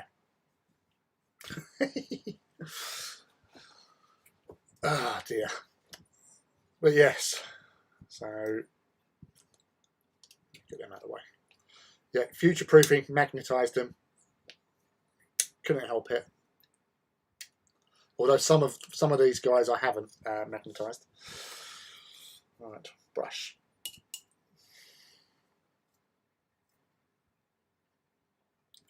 Right. So start on this guy. And then once I've done his lead belchering, I can go back to the Warlord and that and start doing with the Magos purple. That was it. You know, that colour that we decided on. Oh yeah, I'm just trying to remember to exercise to combat the additional beer. Yeah, you got to sort of, you got to watch the intake. But as I say, it does help. Keeps you going, keeps it flowing. And get your painting. Plus, when you're having a good time, you're having a chat, having a beer. It is, you know, that's what hobby hangouts are about. Just drinking and sharing the fun. Or the pain. It depends if you're painting trim. I was saying last week, I was sort of mentioning in a chat thread with a few guys about yeah, painting trim. Oh, painting trim and all that sort of thing. And someone said like, dude, after like 100 times, you have absolutely no right to bemoan painting trim. You know, the amount of trim that you've painted, you should be sort of well over that. And I was like, well, to be honest, I am, but I didn't want to be left out of the group.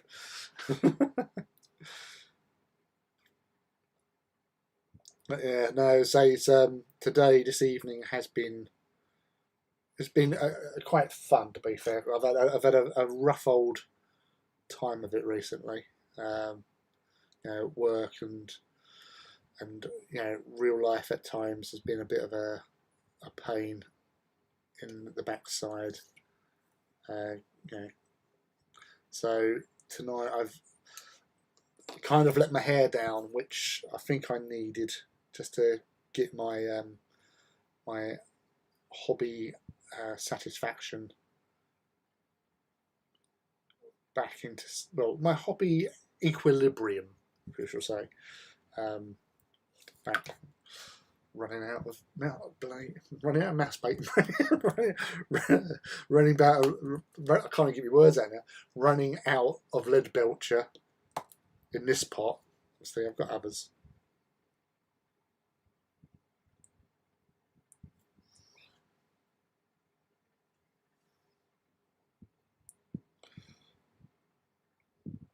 Nice. Oh, yeah, I've got a Warbringer, Bellicosa Volcano Cannon, and Warlord Vulcan Mega Bolter in from Forge World. They're in the drink at the moment, getting mold release removed. Yes. So I've got these two. That's going to Kratos. I've just got this idea that I want to have all my Kratos Warlords having Quake Cannons, because I think that'll be hilarious. Just doing an Exterminus with Quake Cannons. It's quaking everything. Because it's fun! Did you feel the earth move? Yeah, it's just the Kratos boys letting loose. Sadly, I couldn't get the Volkite yet. It was out of stock when I had to cash. I've always been known. Yeah. I think it's part of it's a rite of passage. You have to get to that point where you can legitimately bemoan paint and trim. That's when you know that you've really arrived in AT. You know, unless you're painting a scheme that you can just go lead Belcher and then just do some dry brushing over it.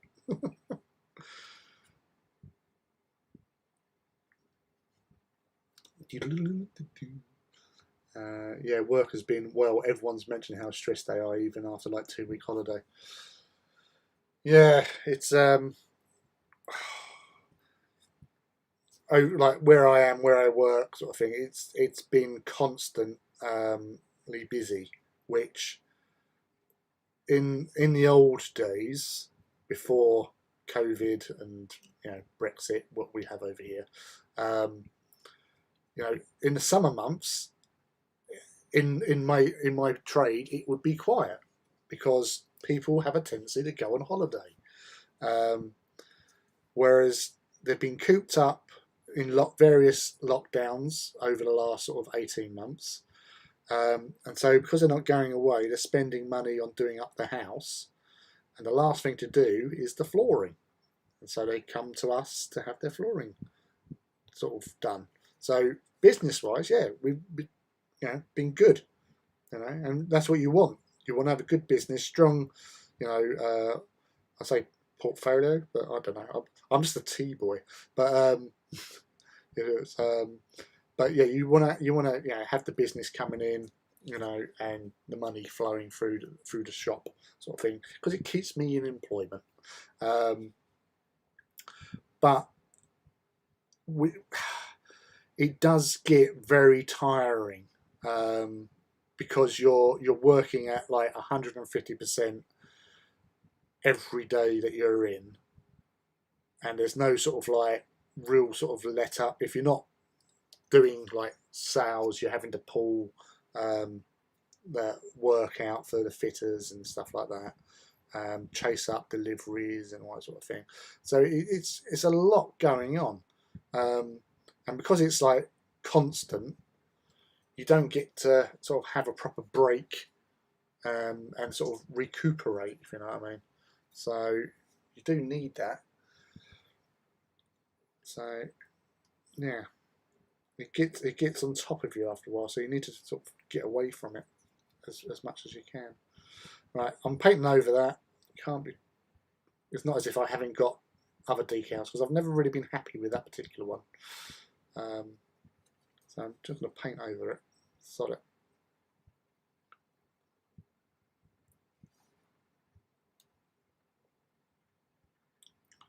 I'll do something a little bit more epic with his knee pad next time.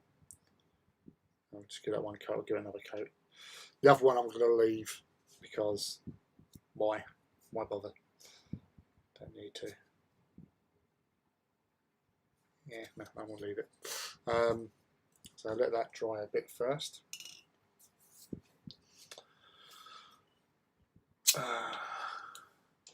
A bit of alcohol modelling can lead to some interesting results. Safety first, yes.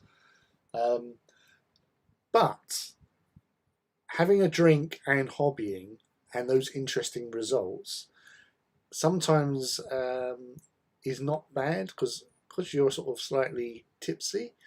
You don't feel the pain as much.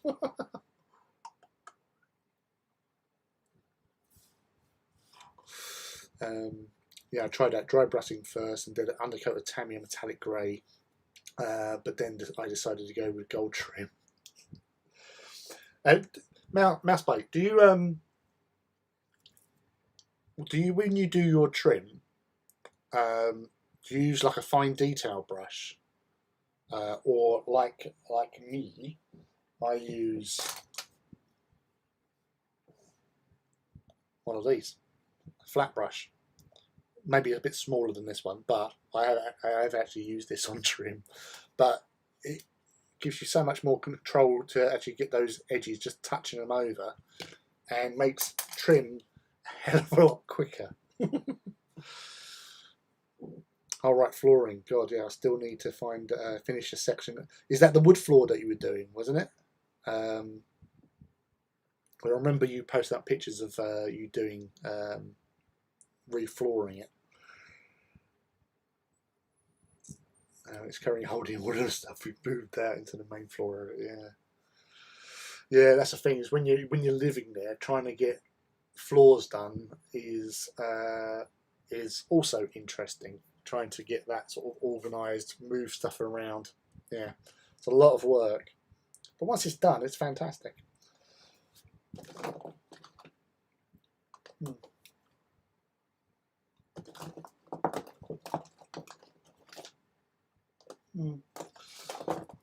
Some acrylic paints that didn't work out for us. Right, so that's them.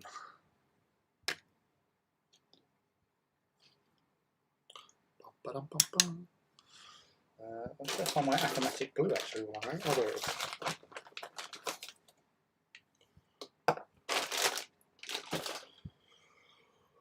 Oh, brain.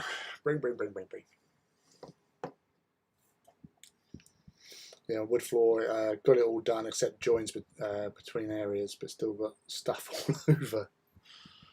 It's an ongoing project, isn't it? So, Rome wasn't built in a day. Nor was your front room. And diner. Right. Where are we going? That goes with that. Right. So that's that. Where's the Magos? Magos! There you are.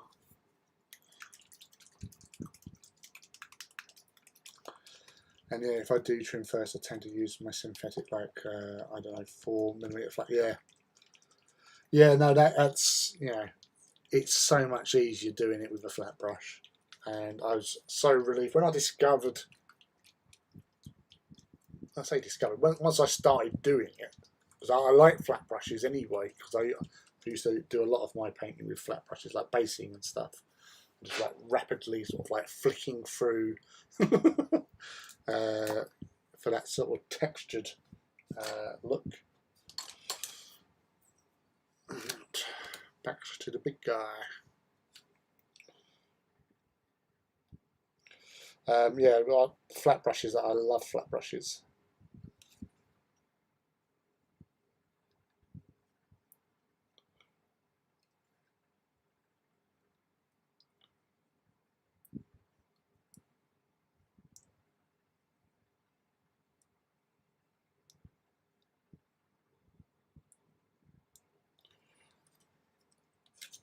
One. Yeah, because we had to do a couple of coats of this, didn't we? Memory serves.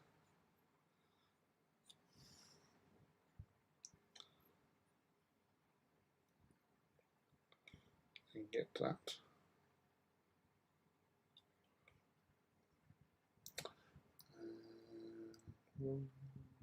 And when the main area is painted first, I have the Eptalon and dedicated to metals. Yeah, I use angle brush as well for a lot of things. Very useful. Yeah. Or you got my sort of slightly curved detail brush.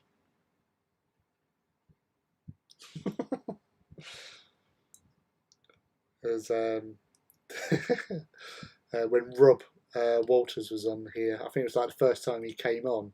And you'll see me like painting with a like, curved brush. It was like, oh my god, you've got a bending curvy brush. But then he was amazed at how I was actually painting with it and actually, you know, not making a pig's ear of things. You're used to what you work with. So, you know, it's just all positioning at the end of the day, isn't it?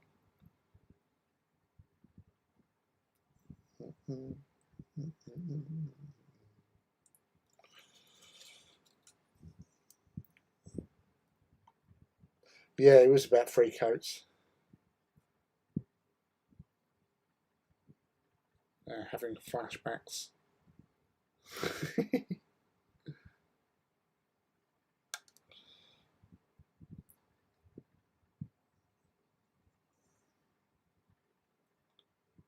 But once it's done, they'll tie in with the other stuff, and that's all I really care about at the end of the day. Having it a uniformed force.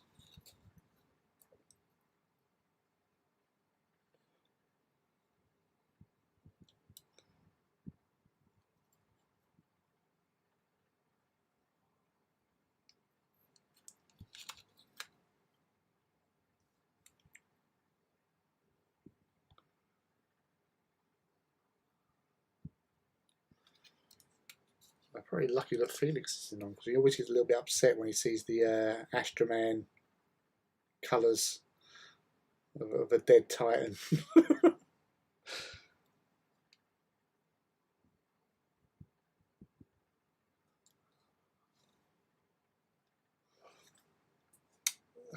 Well, that's what I ended up with on this trim due to wrong undercoat. I suppose it's all about the same way either way.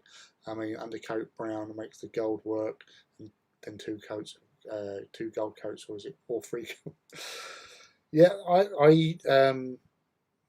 yeah, I was saying earlier on, like the reason why I was repainting the Warbringer for the Volcano, because I'd done the gold, because whatever colour you have underneath can affect the layer above. So that's why I've got more of a green than a teal. So you're right in that respect. Like having, you know, it sounds weird, like having brown down as a base, but it really does make a gold pop when you put that down on a layer, because it gives that right sort of gold, the tone of the gold looks much better.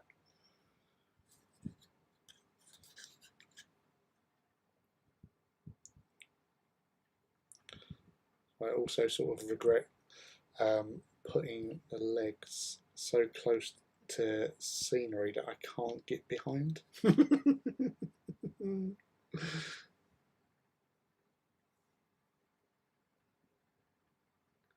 But it's not easy to get behind anyway.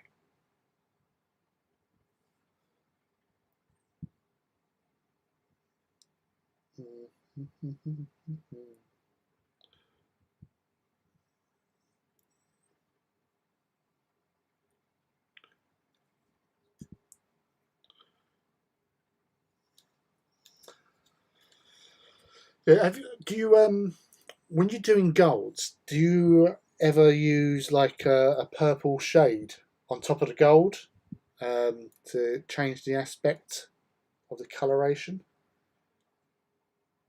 Because the amount of times I sort of mention that to people and they go, "What? You put purple over gold?" And you go, "Yeah," because it's actually the opposite colour, isn't it? It's the contrast to yellow, and putting like a purple wash over a sort of strong gold colour makes it look rather funky, rather cool.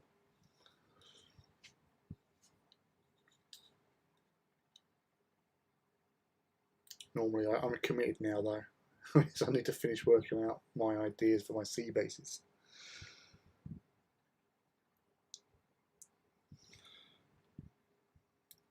Yeah, so did you follow Rob, who done the Titans striding out of the water. Because he's got that sort of technique and thing down pat. So it was always great for inspiration for doing like sea bases.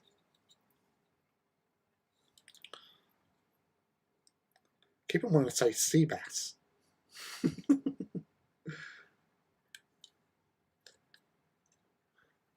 Sharks with frickin' lasers on its head.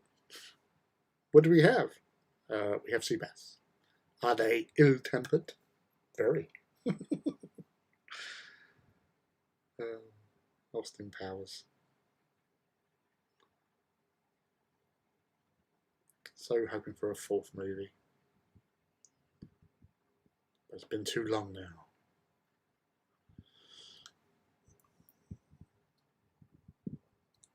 I've not done Purple Shade yet. I know people talk about it a lot. I usually use more Reichland. Yeah, let's say I normally just use Agrax or Seraphim Sepia myself. It goes. Although I did use on my Eidolon model for Heresy, I did use a lot of black, like Nuln oil, over gold, and it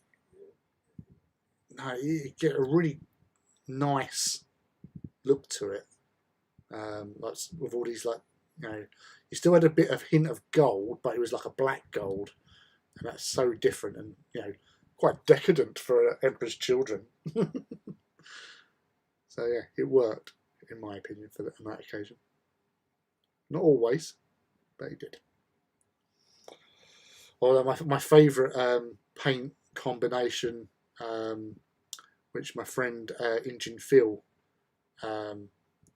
mentioned to us recently, and it's how he does his Legio Graphonicus, is throwing down pink as a base before putting the yellow down. And when you say that to people, they just look at you and go, "What?"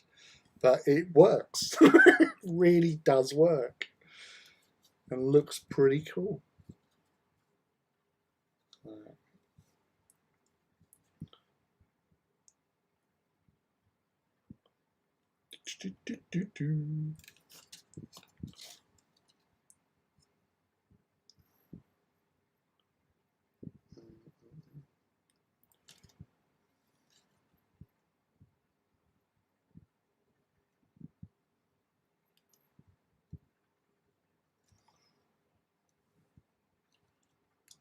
Yeah, those are my inspirations for my Greeks. They're going to look basically like they've just landed. Yeah, that's going to look badass when you do that, mouse.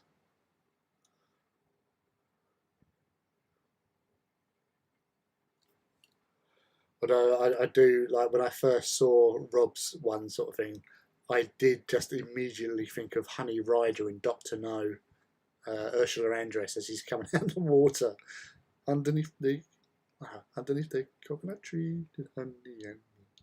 What? Titans coming out doing it like James Bond.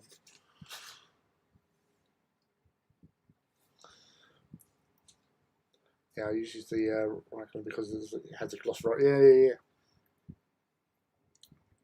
Yeah, I did actually, like, when I first started with Titans, in AT variety anyway, I did used to use the Agrax gloss for going over the superstructure, because again it gives that sort of oily, sort of dirty, sort of used look, and I preferred it over doing Nuln. And that's why I hardly use Nuln at all on most things now. I sort of just go straight on with Agrax. Just repeat Agrax, repeat Agrax, repeat, because I just like that sort of more gritty, dirty look, and it looks more authentic as well, in my opinion anyway. In my humble opinion.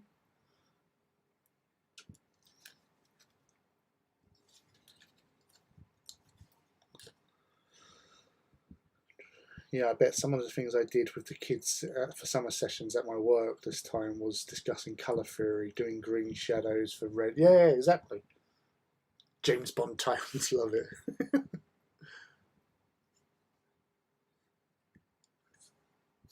Strolling out in a pair of Speedos. A la Daniel Craig.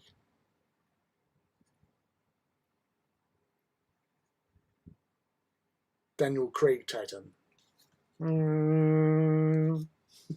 That's his wife. He was saying, my name is Bond. Titan Bond.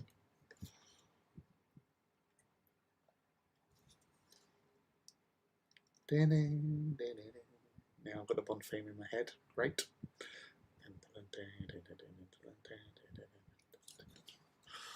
We're still waiting for a Bond movie to come out, aren't we?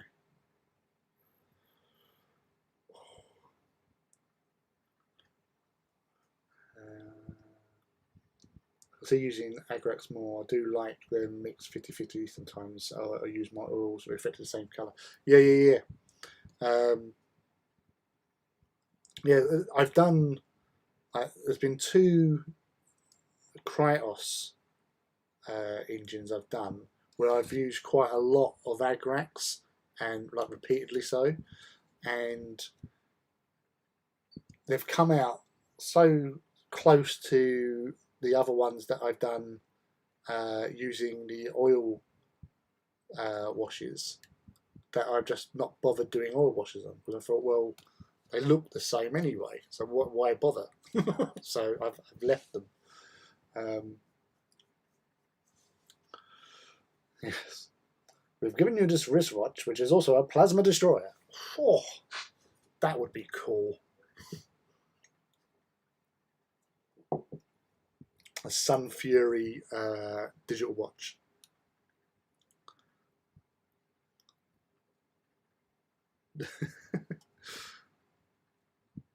Be like, I was trying to think of like the cartoon. Was it like South Park where they had Ed 209? Just seeing like a Titan just doing silly things. I can't get into the car.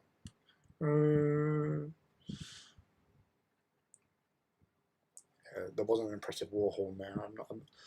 I've been talking so much today, so I am losing the ability to Warhorn or warble.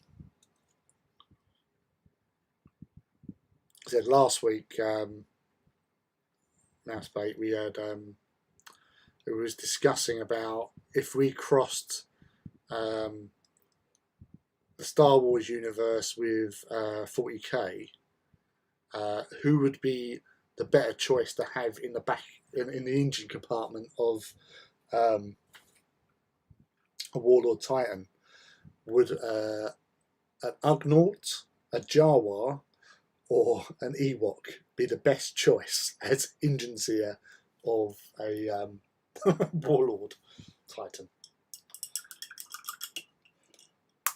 The debate was fierce, to say the least. Sun Fury digital watch. What's it called? Oh my god, brainwork. Sundial. Let's melt your face off at 20 pieces. It would definitely sting, I'll tell you that much. It's rather nasty, sort of like redness going along your forearm. Yeah, I just use my plasma destroyer watch. Yeah, I destroyed the enemy and my fingers.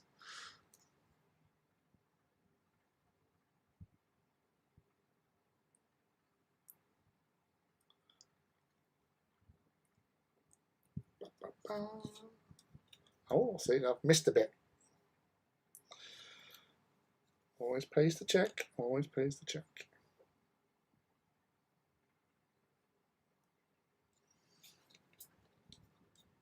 Hey, Glacial. Welcome. Welcome. It's good to see you again, dude. How are you keeping?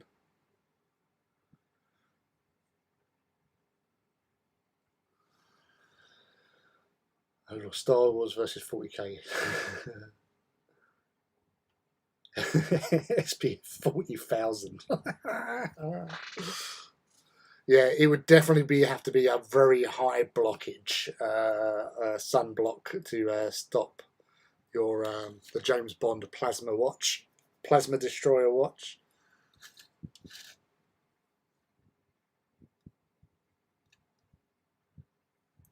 Sundial plasma annihilator.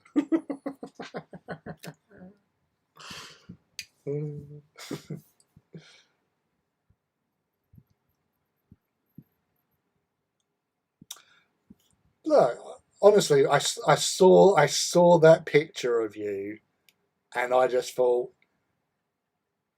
yeah, we could be related. Especially when I've got, obviously I've had a bit of a trim down on the mighty beard, due to heat, and also I was visiting my little sister on Thursday, and my stepmum was going to be there as well. So I thought I'd just be a bit more presentable than just this wild Saxon king type person. So yeah, and plus it was hot. So I sacrificed a bit of the beard, just gave it a number 3 all over, just to trim it up. But yeah, but no, I say I saw that picture. I thought, Jesus, it was scary how similar, like the hair in particular, the way you had your hair. When I had my hair down, it was just like, Jesus, he's got the same sort of styling. And you are older than me, so I wasn't lying. I hope you're all right, mate. How you been doing? Are you hobbying tonight? And thank you for joining us as well. Always a pleasure, mate. Never a chore. It was actually I was just sort of talking about you in a way earlier on. Because I was talking about Mousebait, about going to Warhammer World, because she wants to come over at some stage in the future and head down there. And I was saying about like the times that we'd sort of met up for games and stuff over there. So yeah, Glacial Painting lives on the far side of Wales, so we are diametrically opposite each other on like the sort of almost furthest parts of our respective country in some respects. Maybe not, obviously, Cornwall, but that's where Adam was. But we're sort of opposite each other. But we had a whole group of people through. I've known Glacial for donkey years anyway, but obviously we've all drifted apart over the years, moved to various places. But him, a few other friends, and some guys that we know from like Facebook, like hobby groups, all met up a couple of years ago now, and rolled some dice down at Warhammer World, and had a good little session of gaming. It's just good to catch up.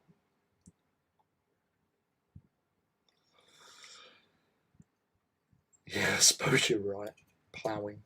Your hubby's gone full Viking, which well, that's the thing. I could technically go full Viking as well, but I like where I currently live. There's been a few discoveries in recent years of a Saxon king burial ground, yeah, so in this part where the Danes came over during like the 9th and 10th century in the invasion, Anglia, or East Anglia, was probably a bit of a melting pot, because out of all the kingdoms of Britain, or what was to become known as Britain at the time, so Northumbria, Mercia, Wessex, East Anglia, basically. Northumbria was pretty much under control of the Norse and the Danes for a long period of time. Mercia was always contested. Wessex wasn't really conquered. It was obviously constantly fighting back. But East Anglia sort of, they settled and they just got on with it. So yeah, and my family, through looking up at the old ancestry sort of websites and that, a lot of my family I've gone back to about 1670 with my paternal line, and they are well and truly in sort of like the Anglian region, sort of Suffolk and Norfolk. And obviously back in those days you didn't travel, you didn't really do a lot of migration, so you can safely say that their fathers and forefathers all stayed around that area for generations. So there's a good chance I've got a bit of Saxon, I've got a bit of Dane in there in the mix. So yeah, but as I say, I'll go with Saxons because yeah, just because really. Everyone goes Viking.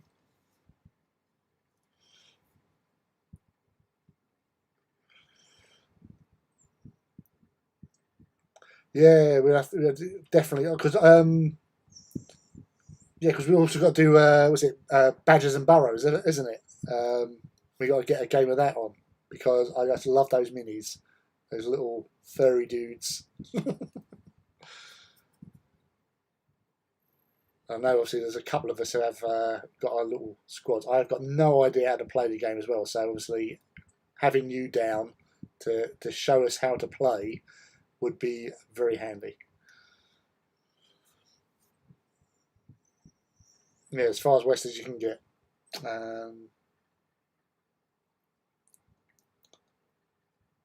I do love a bit of history. Of course, my family haven't got over 1066, so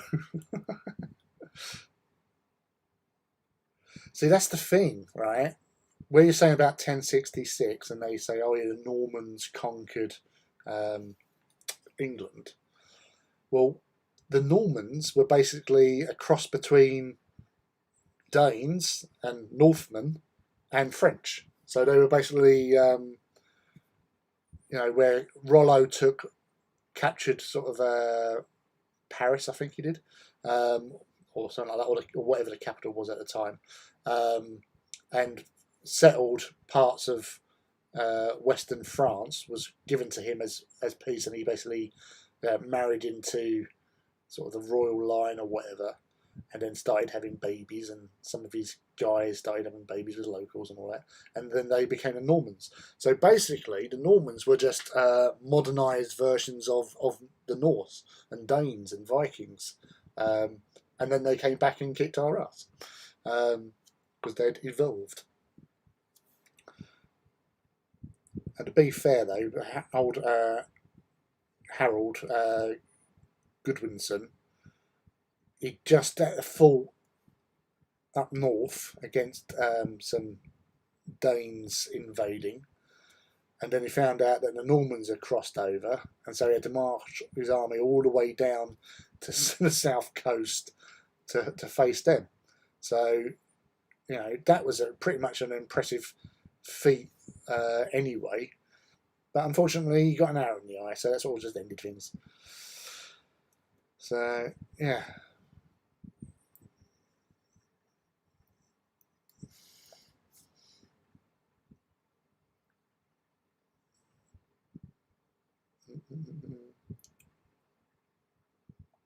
Oh, you play Badgers and Burrows. You just got my Kickstarter in. Yeah. Well, Glacial actually painted up a lot of the models for Oathsworn Miniatures, I do believe. If is that correct, Glacial? I seem to remember you showing that you did that amongst other things. Or am I getting confused? Or was that, no, it was those knights, wasn't it? Or did you do both?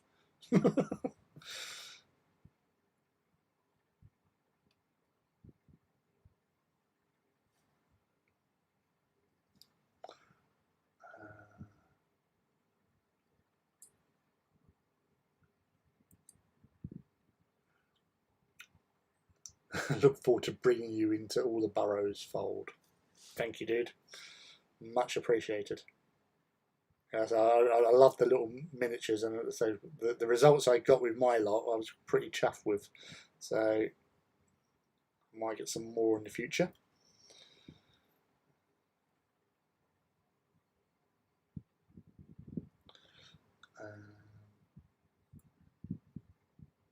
And then cavalry, yeah. So that's the thing, you know. They adapted. They got mixed up with the French and their tactics and their horsemanship and stuff, and they evolved into something new and dangerous, and they conquered these fair isles. But then again, obviously the Saxons weren't local, nor were the Angles, nor were the the Celts. So the islands have been conquered many a time, and we just sort of learn to live with it. That, and then go on to conquer other people. But that seems to be the way things go, really. You get conquered, and eventually you take on the lessons you've learned from those that conquered you.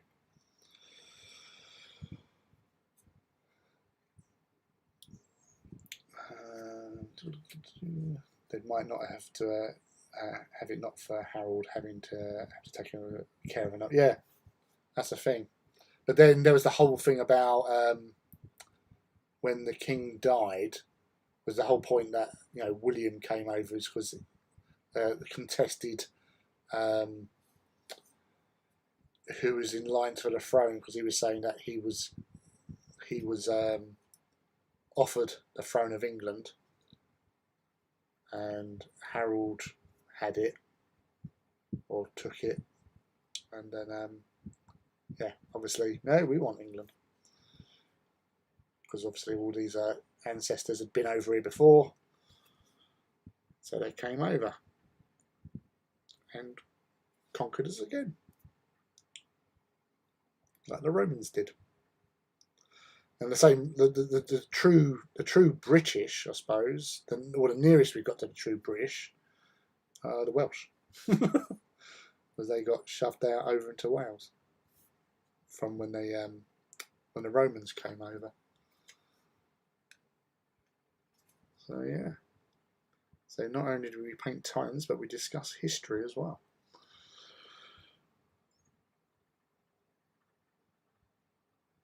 Yeah. That was Westphalia. Yeah, see, I remember it was it was one of those like nightly things. So yeah, but yeah, your little Westphalia nights are pretty awesome. But yeah, I love your badges and burrow stuff. But it's those, as I said on things before, it's just one of those things that just tickles me. That's why I've done those Deep King, because I thought it was bonkers having elves walking around with fish. Anything that makes me feel bonkers, I've got to do it. Not collect an army, just get some models just to scratch the itch. But yeah, get some more badgers and barrows stuff at some point. Top myself off with some interesting models.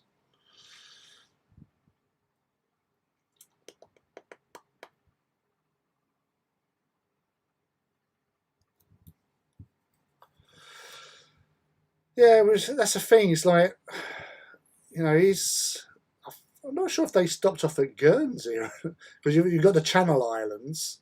Because from Normandy, obviously the closest part to England, to Europe, is Calais.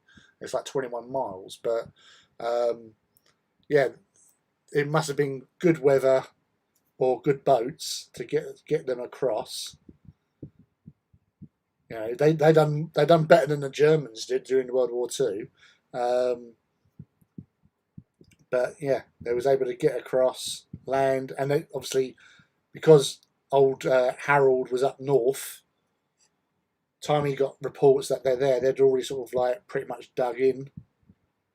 So it was going to be a bit of a struggle. And yeah, I mean, obviously they won the day. Harold was dead, and William took over.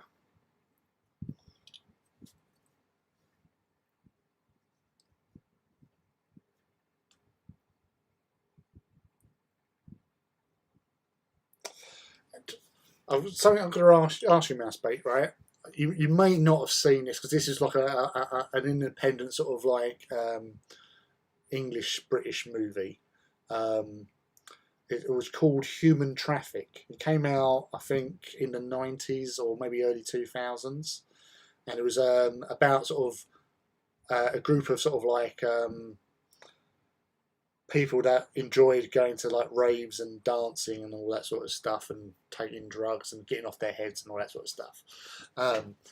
But there was this an actor in that who was his debut, and his actor's called Dyer, and he's like a right Cockney sparrow, and he's been in loads of films that have basically all originated around being Cockney, and he was in TV series EastEnders for a while. I think he might still even be in it.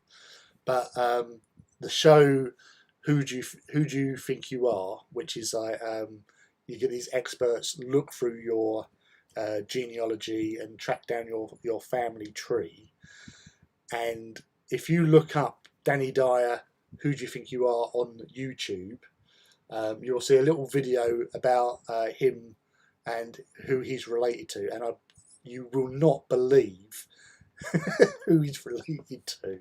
So that's some homework for those who want a chuckle, and because he's on the screen with the historian talking about it, and you just all right, lovely pucker and all that sort of stuff. But yeah, it is Danny Dyer, which is DYER,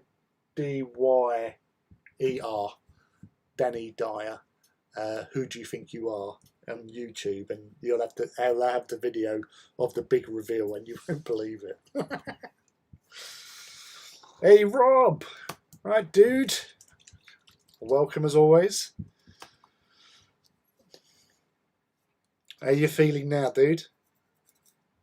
You did you get any reply from Forge World today? I don't think you would have, but I haven't been checking the WhatsApp group.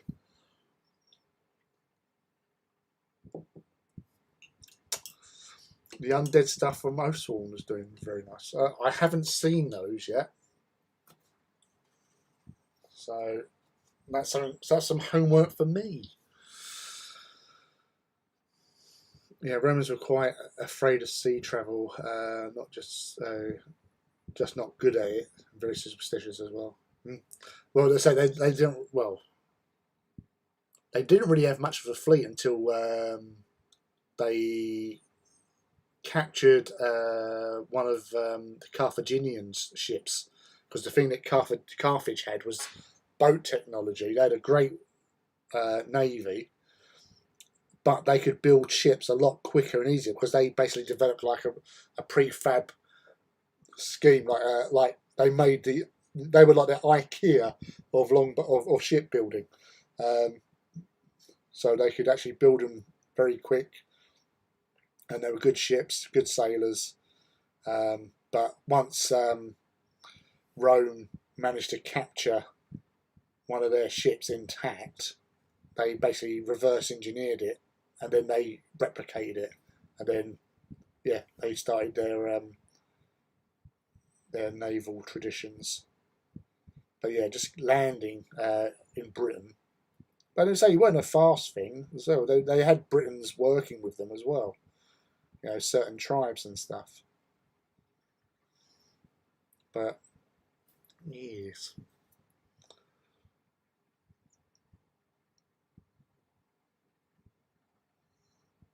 Well, I heard of him, not that one. Pretty seen him. Yeah, you would have seen him in EastEnders. You can't miss him. Make notes. Salutes. Well done. I'm off for a bit. Boy wants to go play MTG. Yeah, no worries. Take care. Say if I'm still on, always welcome back in. And thanks for keeping me company, Mouse. Catch you later on, hopefully. Yeah, that is.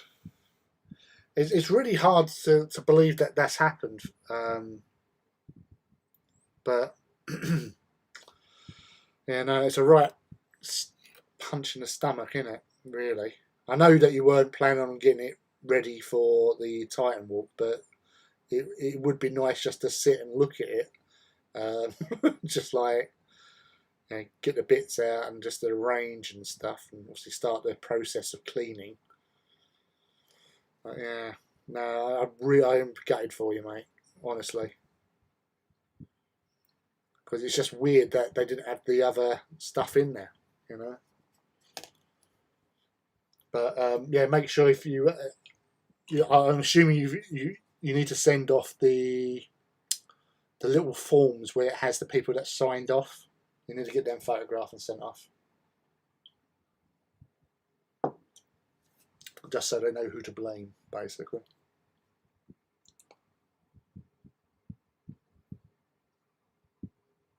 Oh, they'll go and collect it. Wow, that's pretty awesome. As long as obviously they sort it out, which say they do normally sort of rectify these things quite quickly, generally. Obviously in normal times, but hopefully they can get that sorted out for you anyway, mate.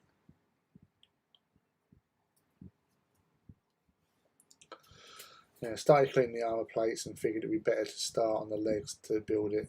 My heart's out. Yeah. Yeah, no, that really does suck, dude. Yeah, it's not a cheap kit, and for the box they only have have bits missing. It's just not. It isn't good enough. But at least they're gonna sort it out. So that's the main thing.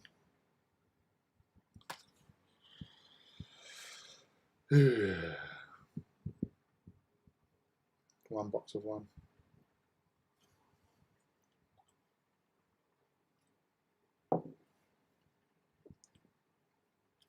Yeah, for those that don't know, like Rob ordered himself.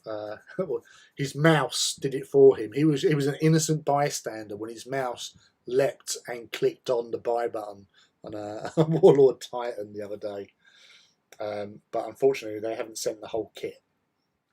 So yeah, it's a bit of an arse, really. But I say, as long as they get it sorted, that would be nice if they can get it sorted sooner rather than later as well.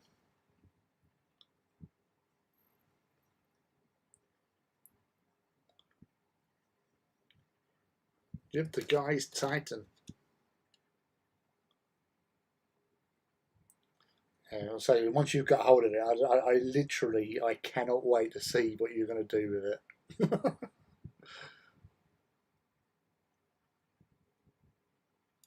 It's going to be awesome no matter what.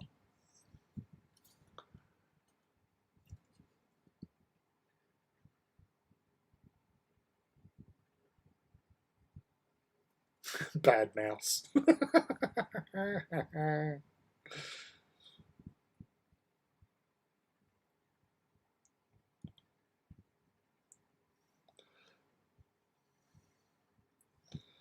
Yeah, say it was when I picked my one up. It was. I was expecting them to come out when I asked them in the.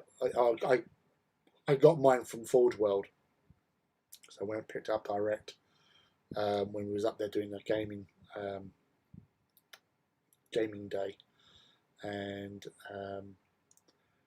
the guy came out with a big cardboard box. And I thought, well, what's that?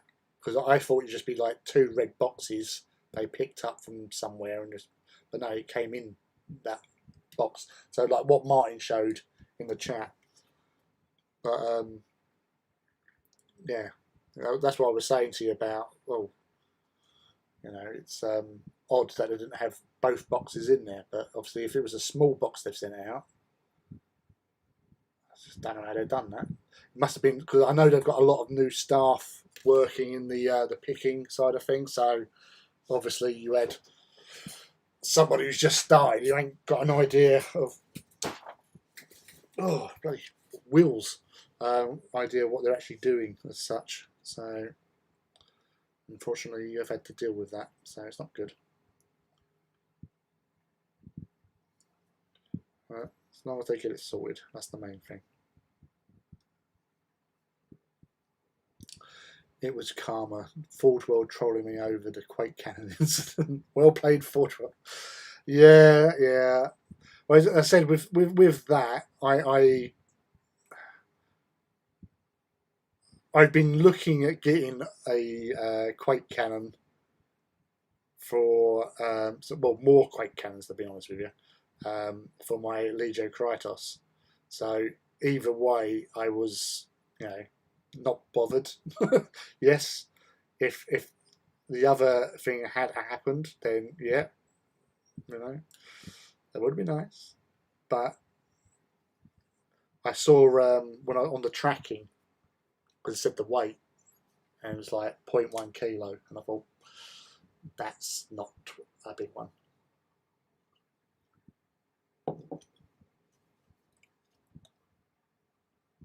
After I got over the initial panic, I started painting the head. Oh, which head did you go for? Have you gone for the Mars Beta, the one with the Spartan type head, or do you go for the normal one or a Lucius for your Solaria?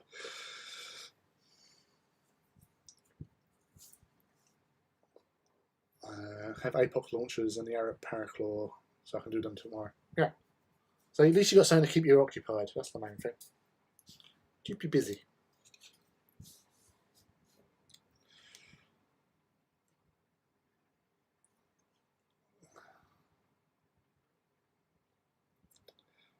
Nice.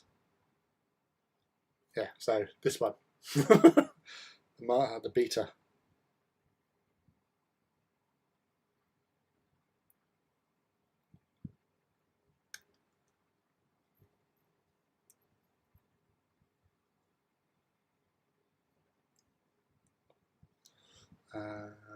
Oh, you're going to go for a skull. Nice. Yeah, so red based and a nice bony skull that will pop from the red. So again, you've already created awesome without even doing it, because I can see that and I know how badass that's going to be.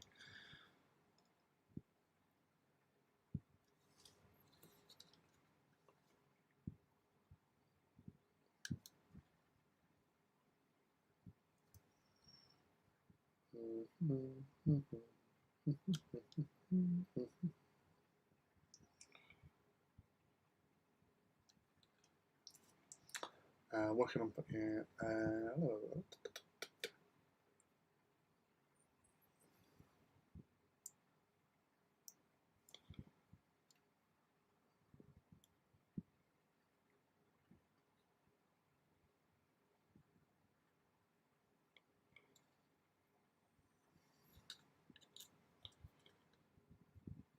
get that in there.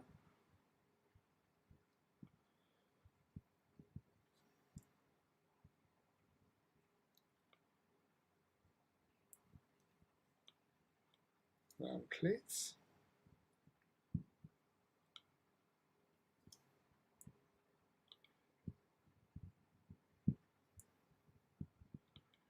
I'll have to try and catch up with what's been going on.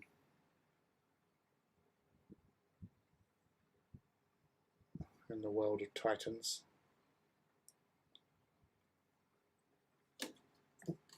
Sorry.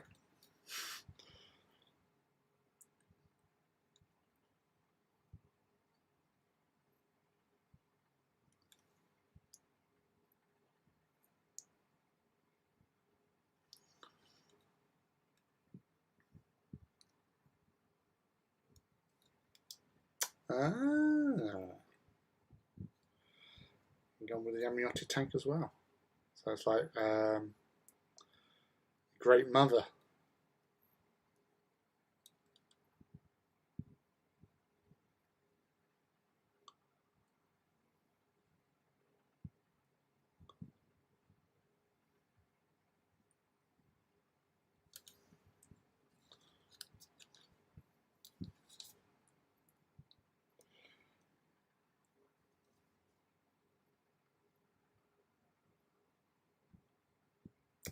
Actually, it reminds me, I've got to repaint the tunics on my Ignatum Princeps in my Titans. Because of, so Leisure Ignatum wear black uniforms. I painted most of them. I think I painted all my Princeps red, but I also want to do some head swaps as well.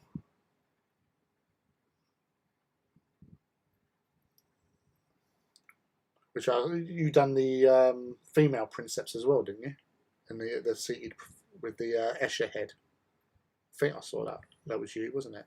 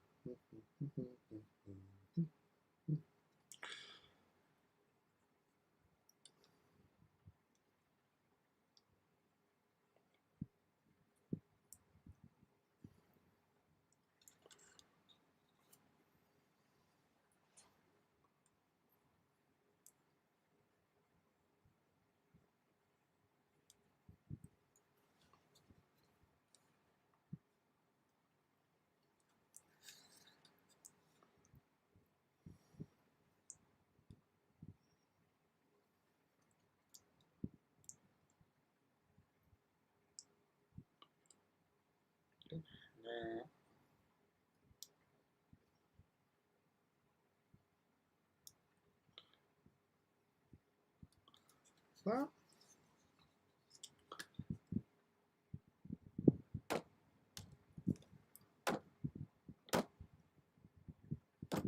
yeah, I used the Stormcast, one of the Stormcast heads for my one of my Night Scions a few years back,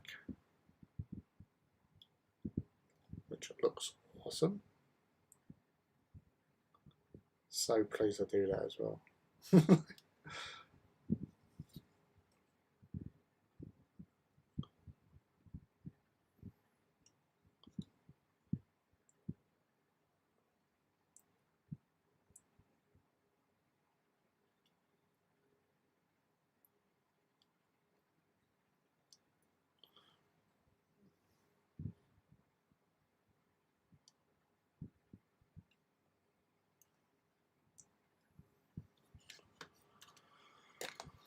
Whew.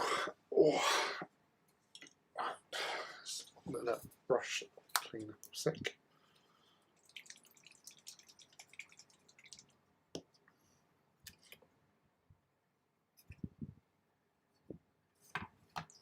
Oh, stretch out. Oh. So yeah, so it's gone quite well this evening. It's quite a steady pace. Apart from a bit of an itchy shoulder blade. Things have progressed quite well. So that's just going to give that a second coat, which I'll do in a sec. Once I've just had a little stretch out. Sorry.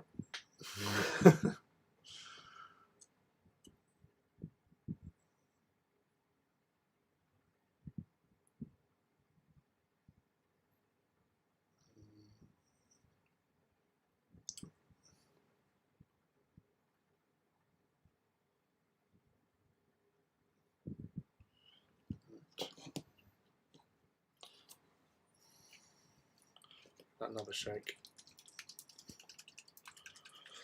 So going back in on the Warbringer, so tone it up again.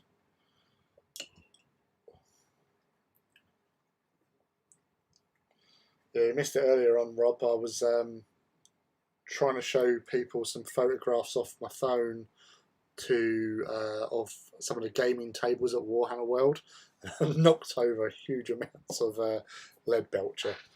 So that was fun. Because I was looking on the phone, obviously I couldn't see the chat because I used my phone to see what you guys are writing in said chat. And people go, oh, paint spill, and all that. And I looked down and went, oh my god, all that paint. But with lead belcher, I have quite a few tubs of that, so pots of that. So you know, it's not the end of the world, and it's the first time I've spilt something in a while. So you know, it's suppose acceptable losses, really. No one likes to spill their paints, but you know, out of all of them, I'd rather spill a little bit of lead belcher than something else that might be a bit rarer in my collection.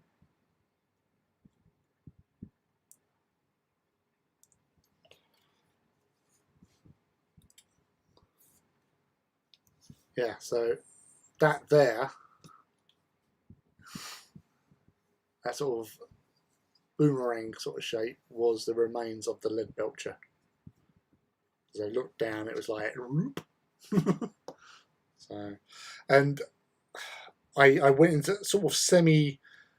Well, I was laughing, but in a sort of a panic. I thought, all right, and I just grabbed some kitchen towel and like wiped it up before I put anything into it, forgetting that I still hadn't finished really using the lead belcher, so I could have used some of it on the Volcano Warbringer when I was doing the paint over on that. So that's the thing. When you sort of you're in the panic mode, you sort of skip, and I missed a trick. So it's a shame. Yeah, so the plan today was to do these paint overs to bring these Titans to the same sort of coloration as like the War Master and all that sort of stuff, because the colours just weren't sort of looking right compared to the others. So that's why I was doing all this faffing and repainting. But I'm happy for it.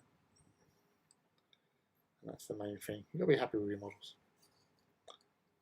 The amount of times I've been looking at them over the last couple of days, just trying to gauge, could I live with it as it is? And the answer is no.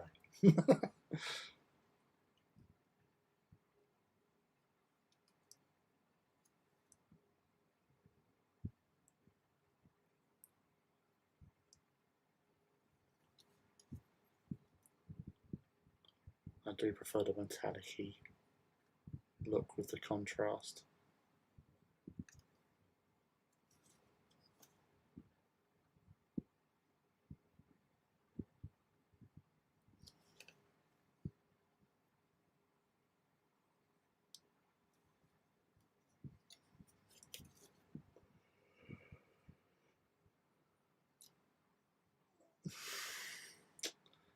So, you know, you've got all the skills there.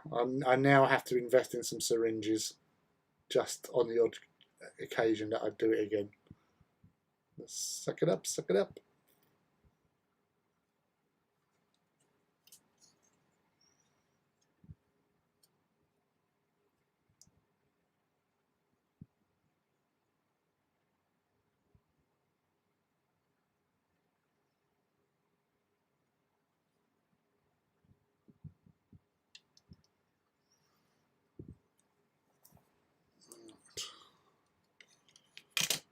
So that's, before putting that away, just finish off do this again.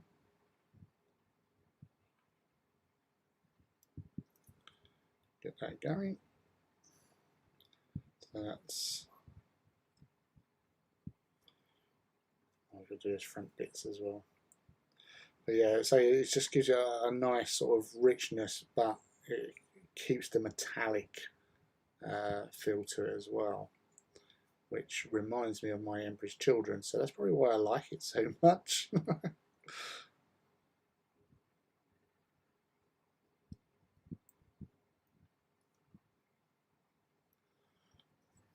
That'll do, pig, that'll do. And I put some rivets on my Reaver's Warp Missile armour. It was horrible, never doing rivets again. 1mm tiny things. Yeah, no, that's the thing. But after all that work and effort, it's probably going to look amazing once you've painted it up, mate. And that's the thing. You know now it's looking good, and you're more likely to think, you know what, yes, it was a pain, but I'll do that again. It is the way of things.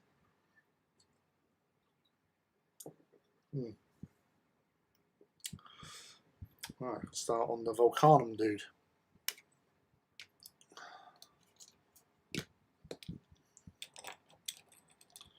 With its ephemeric blue. Alright, let's give that a shake. Yeah, I just, again, because I got sort of a bit lazy, I just went over with gold, and then you put the ephemeric over the gold, it comes out more green than teal.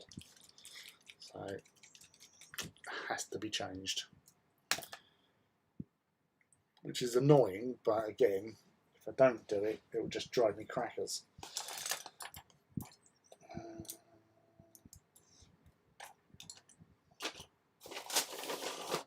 Bag of brushes, come to the rescue.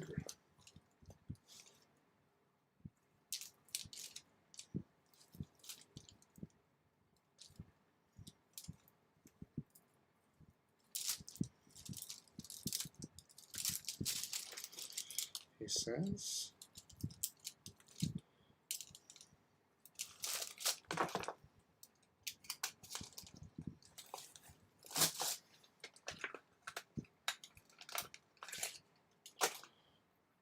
Hey, hey, hey, new brush.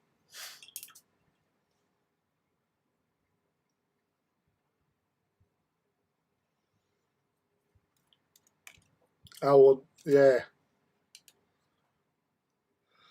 Well, that's the thing, because you don't get a lot of head options. I just thought, well, the head's ejected, but then just obviously just totally crush it down. But I love it when you use like the hand, so it's like it's reaching out, going no, it's just been stomped flat. So as I say, that's the beauty of like having spare parts from the kits.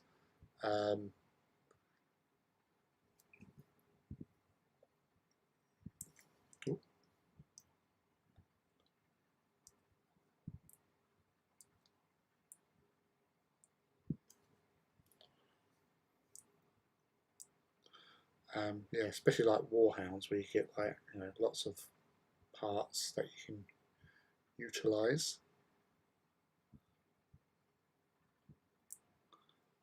into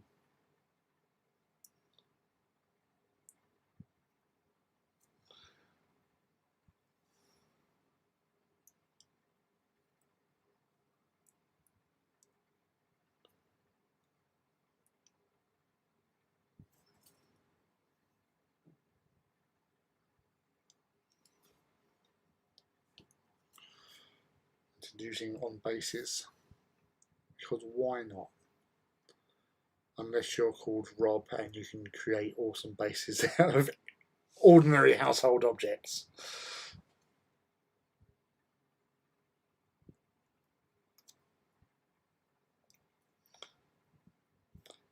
I was saying to Mouse earlier on about your Titan sort of thing. I was saying we got on to calling it like if I tried to do that, my one would come out looking like Honey Rider from Doctor No. And then you got to like James Bond Titans.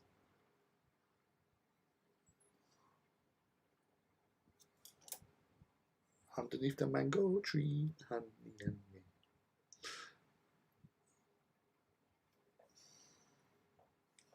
Yeah, so with this achromatic blue, this is definitely going on a lot better, but I will do another coat of that. And what I also do is would go over it with maybe some watered down agrax, just to tone it nearer to the colour I'm sort of aiming for.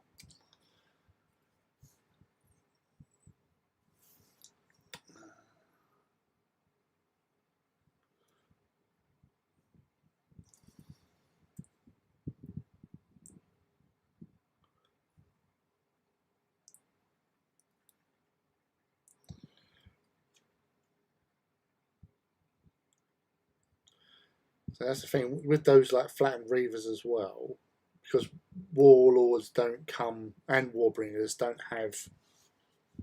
You don't really have the ability to do the same sort of thing. You can put loads of like different, you know, armor panels down, but it's not going to give you like a proper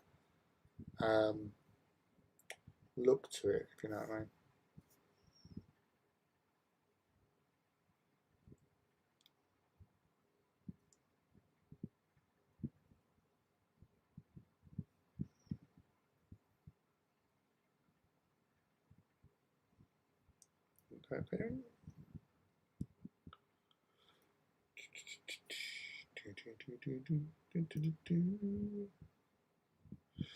So one coat on the weapons and the front. As I say, it's a case of just rinse and repeat with doing this.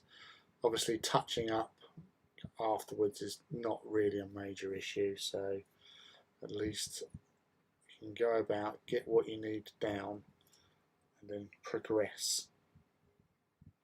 And if you need to go back, then you need to go back, but you let it dry and go back later. There's no rush, you don't need to panic. Unless you're spilling lead Belcher.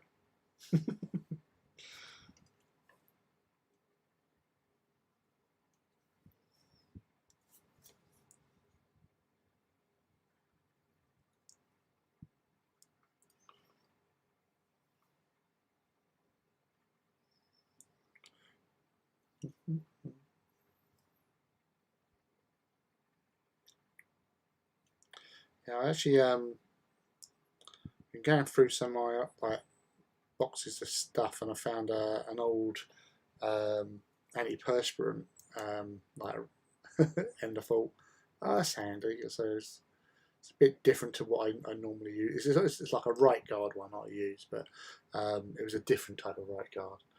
So when I had a shower earlier on, I thought, oh, I'll use some of that. I put it on, and I don't know. Also, the smell back, you know, it's not an unpleasant smell, but it's different, and it has something about it. And looking at achromatic blue, it's like I can. Achromatic blue is the colour it would taste like. I don't know if it makes sense, but yeah, that's what I'm getting. So cross between the scent of this right guard spray and achromatic blue, they're the same thing. But achromatic blue, if I tasted it, it would taste like my deodorant.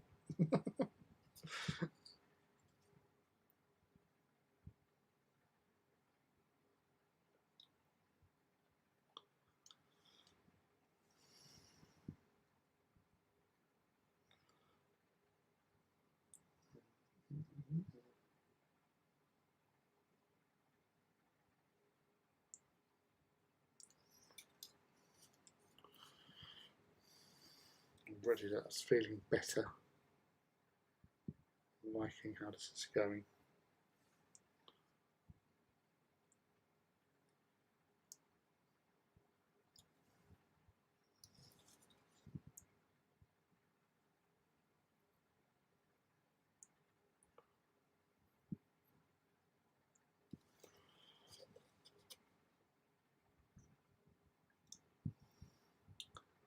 the old Citadel paints all have their own taste and smells.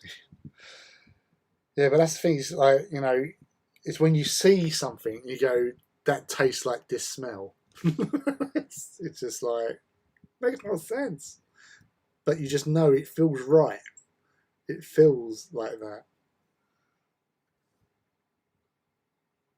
Crazy.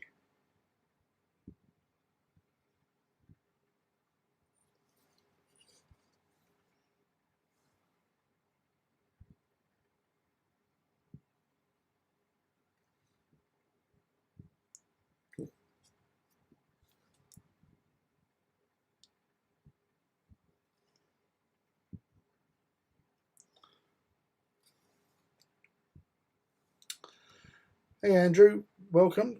Anytime's a good time to join, buddy. What are you up to tonight?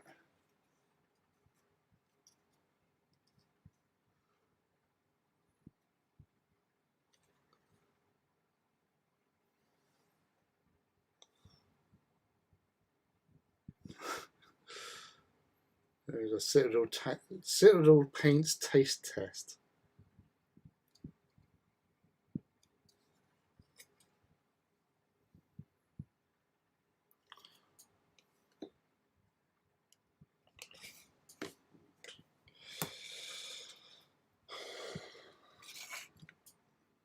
They look okay to go over again.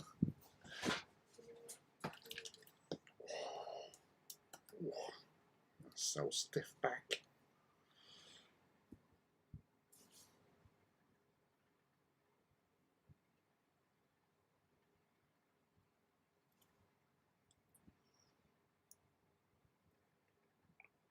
Second layer.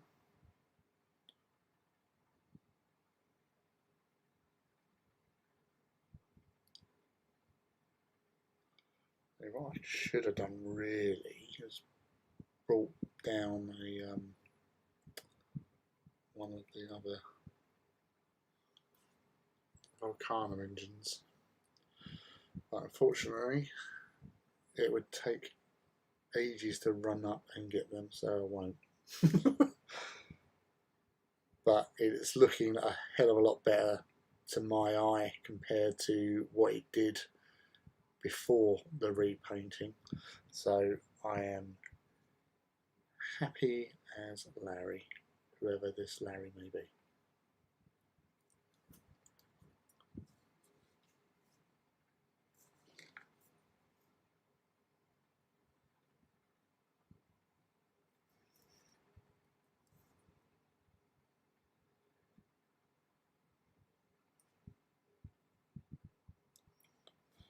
That's the thing, there should be a teal, well, for Legio Volcanum, because there's two Legio Volcanums, but the ones that I do are teal and black, or you can have a sort of, it's like a mossy green and black for the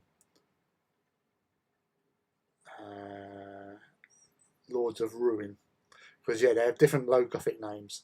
So Sturgis 8 back in the Heresy had two Titan Legios, both of which had the name Volcanum, but ones were the Hands of Ruin, and the other ones were Dark Fire, and Dark Fire are the teal ones.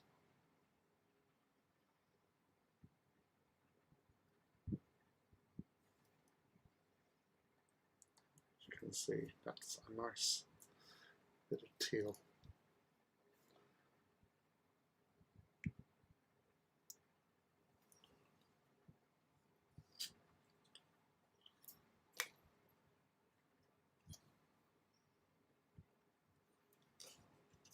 Make sure that dries first before going over, because if you use contrast too soon, it's going to absolutely destroy it. So, and you're not going to be. I'm not going to be a happy bunny again. So that's what we're trying to do.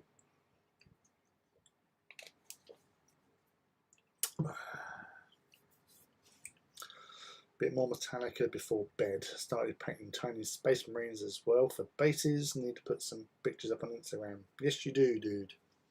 So make sure that you do,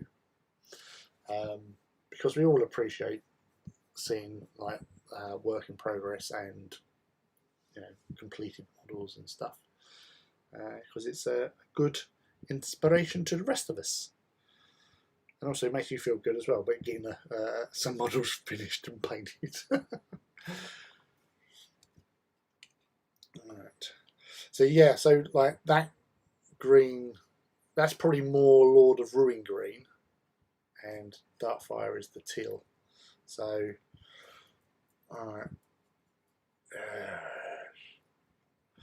Right, I'm just gonna have to paint over that. I'll paint over because I'll probably totally destroy it trying to get that decal off because it's been varnished on. So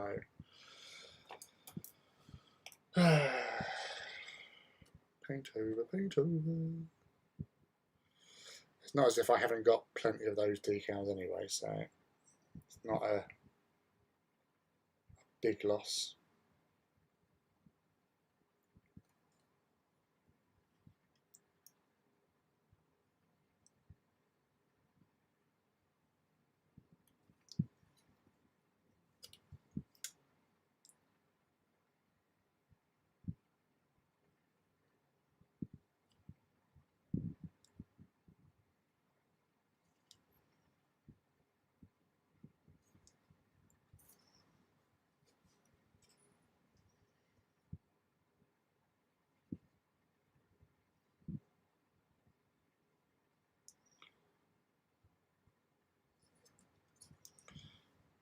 We're doing the other one as well because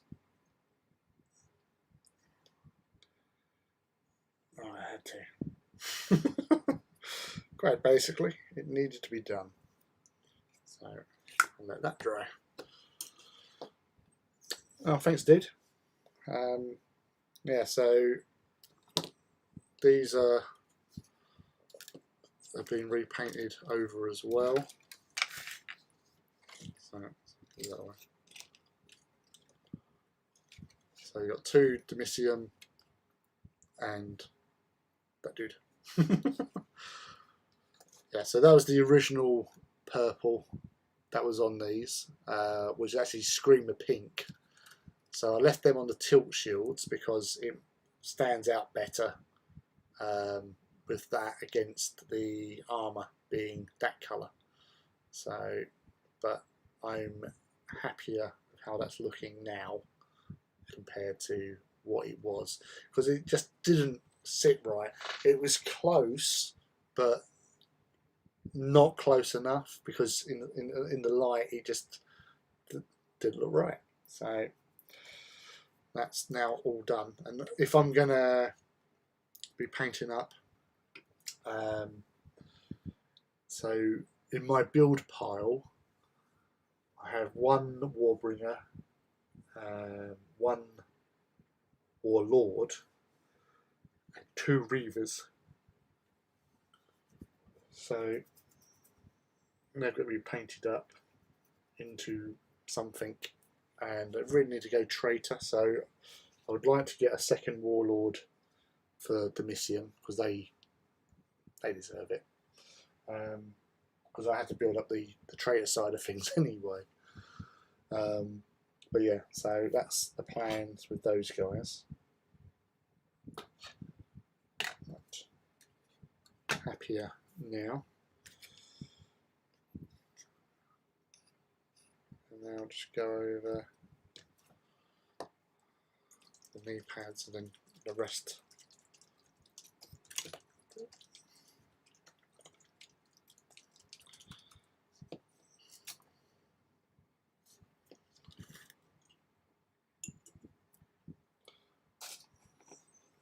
What are you up to? Oh, you say you're doing your Metallica, aren't you, at the moment?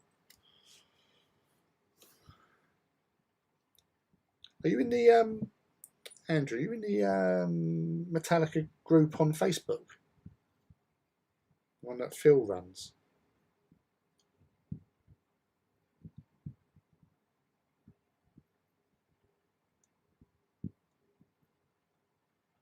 That is one thing about you Metallica guys. There's a lot of you now, and all of you do exceptional work with your Metallica engines.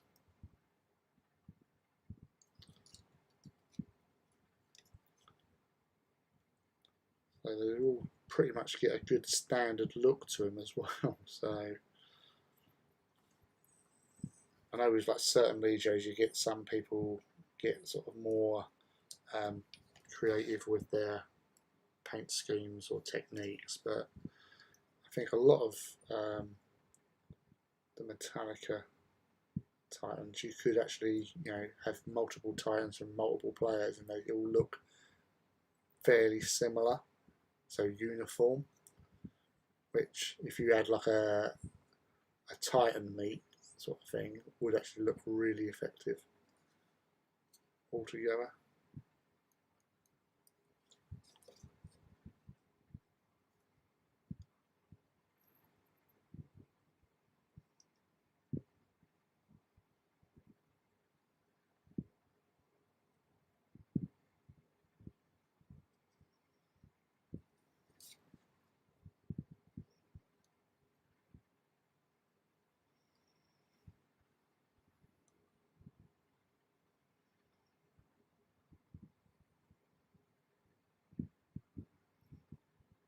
Not just Kratos at the moment. Yeah, my initial plans for this evening was these paint overs to be done. Where I've started a Black Shield project. I don't see actually it going anywhere, so I was actually thinking, because I've only painted the one, just to this dude.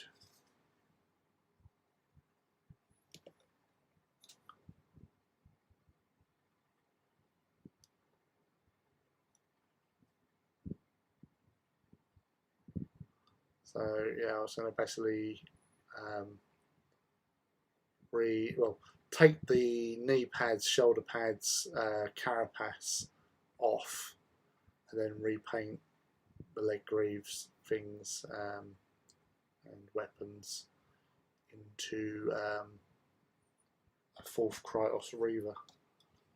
So I don't see myself progressing, doing a Black Shield force. I'd rather now put that into one of my other legos to make good use, so it gives them options. And Kratos need Reavers, well, need more Reavers just to fill out the numbers really.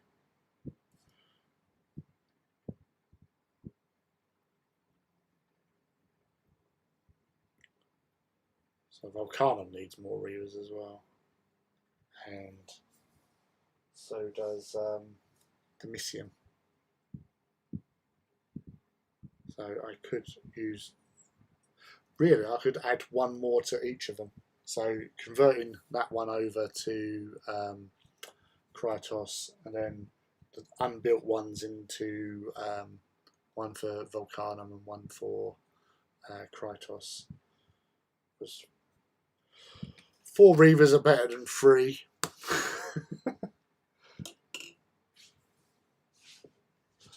I like the scheme, but always need more Kratos. Yeah, so I think my Kratos are... check numbers now. No, that's not Kratos. So...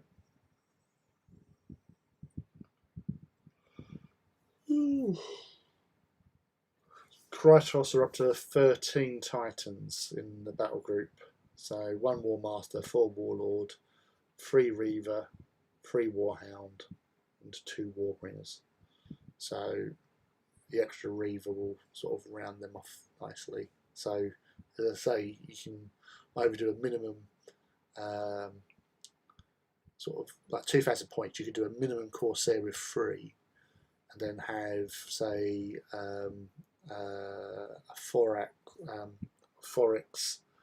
or Forix.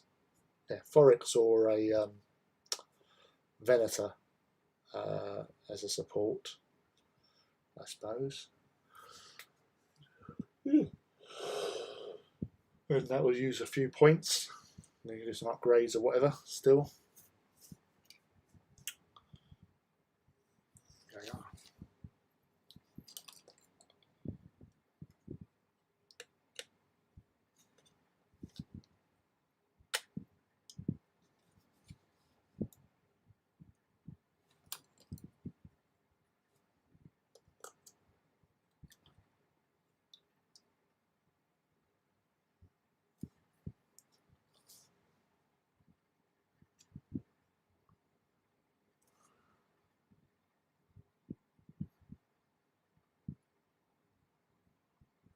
Trying to get this to focus.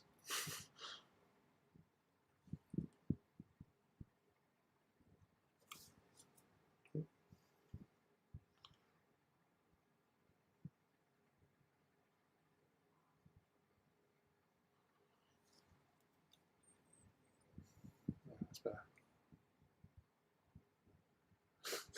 That's better, and then it goes worse. But that's the gist of it anyway. So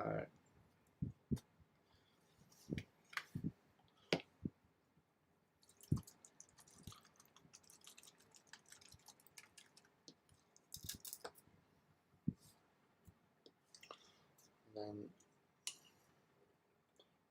get some of this on. Get it on.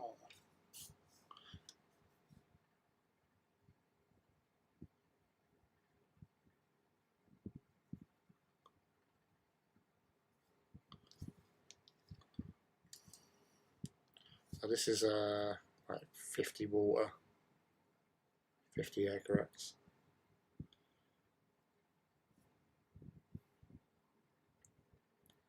So just distorts the colour, this tone.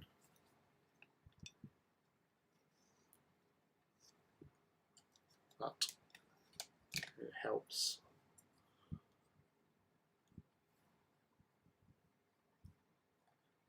Just tie it all together.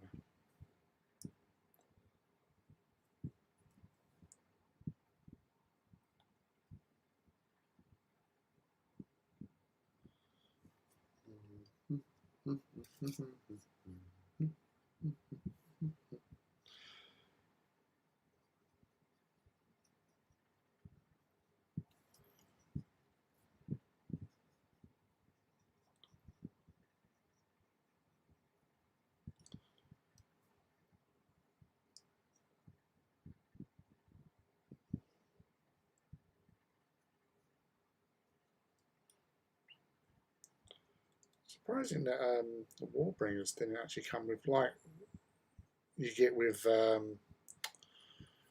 Reavers, where you have like a studded or sort of detailed sort of knee pad. That's actually quite surprising. You know, I know they don't have it on the big kit, but it could have been something a little bit extra, just an extra detail. But yeah, we've worked with what we got.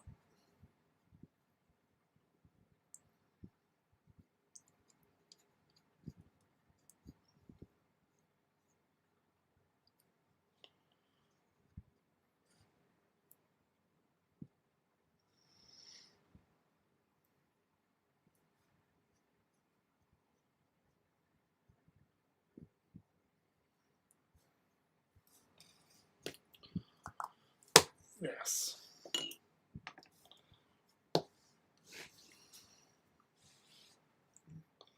And you can't really go wrong with any Kratos, really, if you think about it.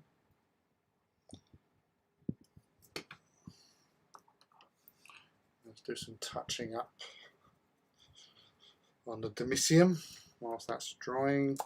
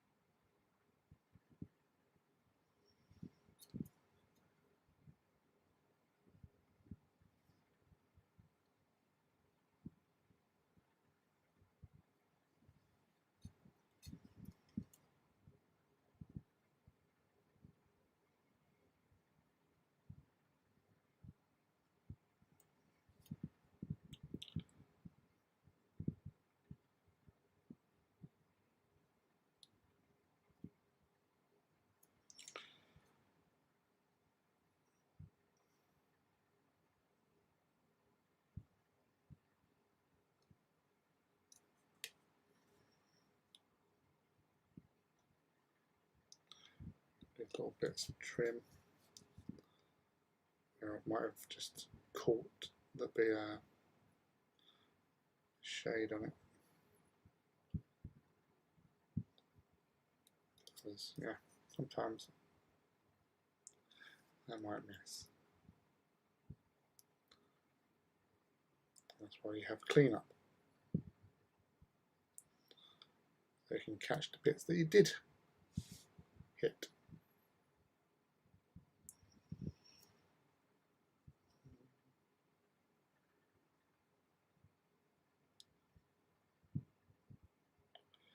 You got Hangout.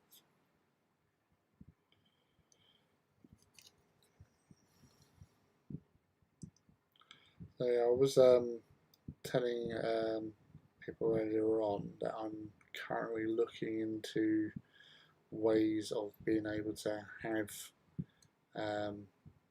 people on the YouTube. So, you know, might be able to sort of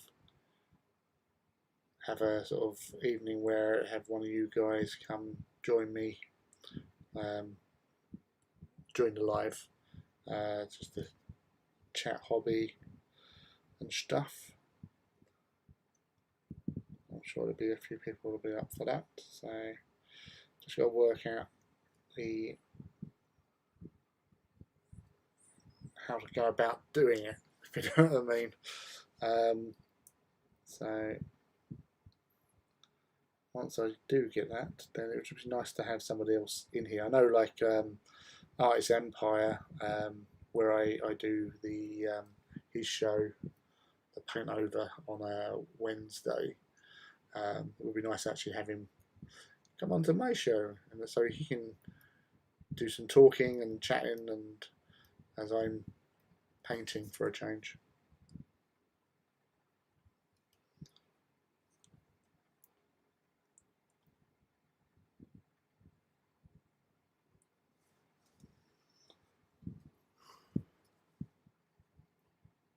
So it's just you know, have a different person on each week, so hobby chatting. So I suppose in some sort of like a hobby focus on you guys in the chat.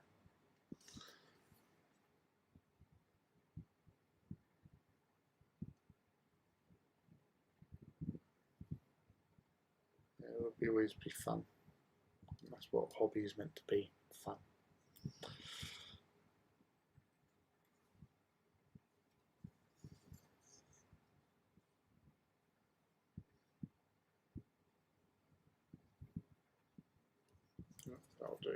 That'll do, pig, that'll do. And Mr. Warlord. I know I missed, well, didn't miss, I hit.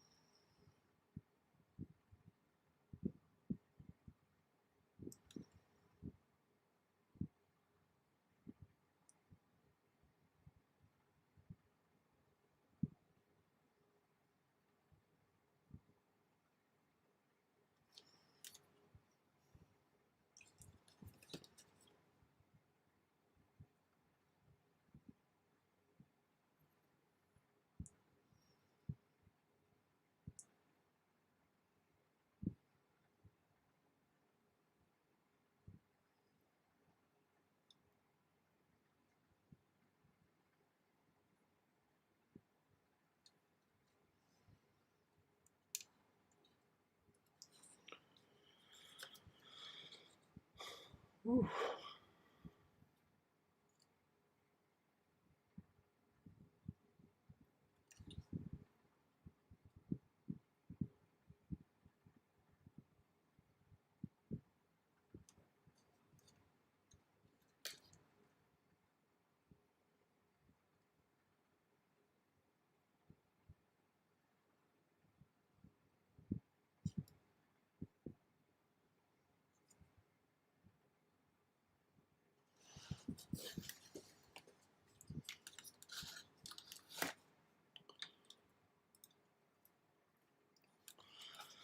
That's with the so I'm using iron hand steel. There's lighter shade or tone compared to lead Belcher.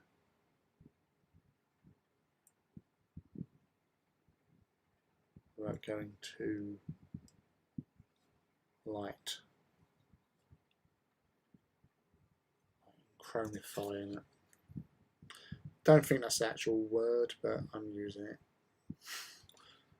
Chromify.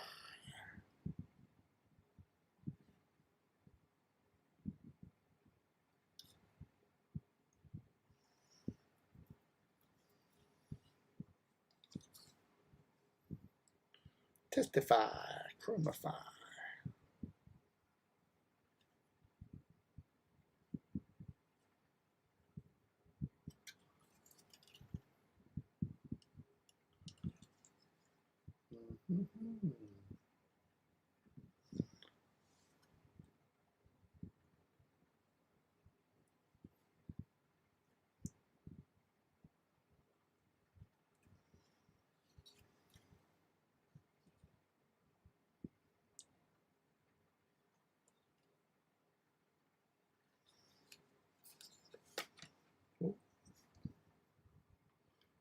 Bash them out of the way, why don't I?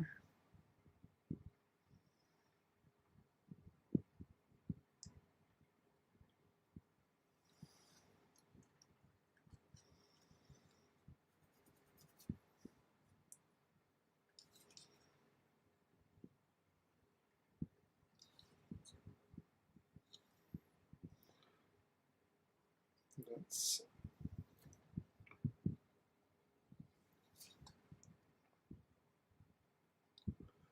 these parts.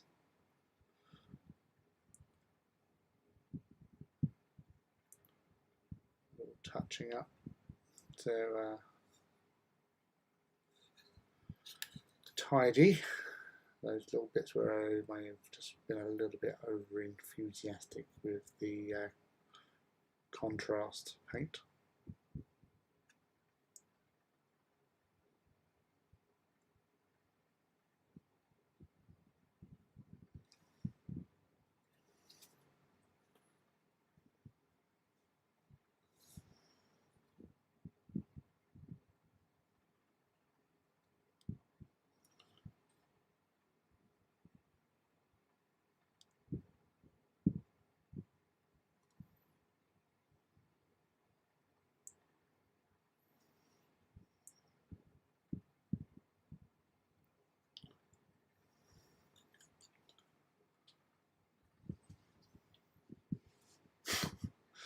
Need to complete my Armiger Squire tomorrow as well. Trying to complete something every week. That's the thing. If you're being productive like that, Rob, then you know it gives you that sense of achievement. At least is when you sort of start something and you feel that you should have done it over a weekend, but you don't. Then that's the real kicker, isn't it? It does sort of add to sort of demotivate you in a way. So having a sort of a nice sort of target of doing a few bits, it makes it feel like you're achieving more, if you know what I mean, by having that sort of weekend to do your little squire or doing some of the weapons for the warlord or the head, you know. So it's a good way to be.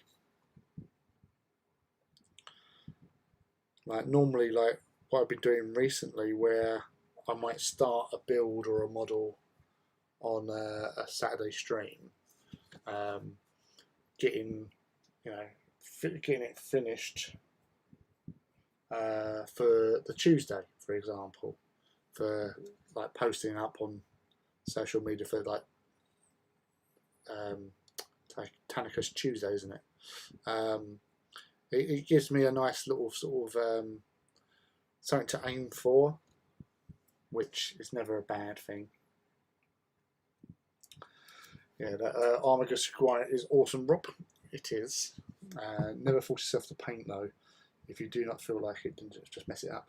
Yeah, but say sometimes it's easier to paint when you've got, like, if you're going for a game sort of thing, like, or you're going to attend an event, you motivate yourself more because you've got that sort of thing to aim for. But if you're just like free painting,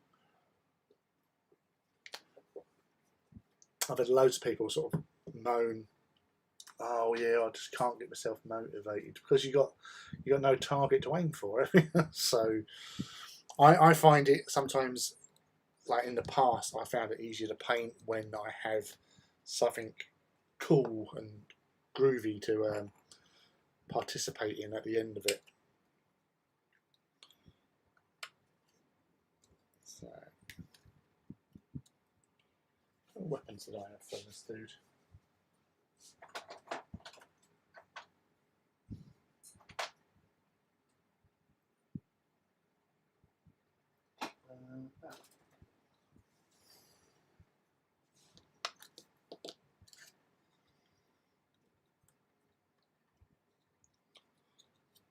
The old Power Fist. So yeah, the Power Fist, as you can see, is the old colour. You can see that subtle difference between the two, can't you? So you've got the metallicness versus the more solid, but it does have that more pinkish look to it, and that's what I'm trying to get away from. So obviously that's going to have to get done.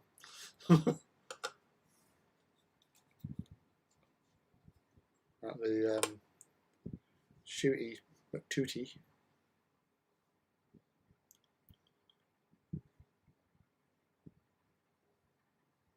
I don't know. I might leave that. I might give it a little bit of a dry brush so it's more scratched up with silver, and that might lighten that up.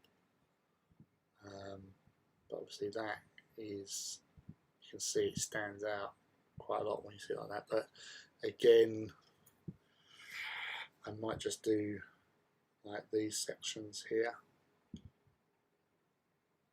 So, but yeah, it's better than it was. So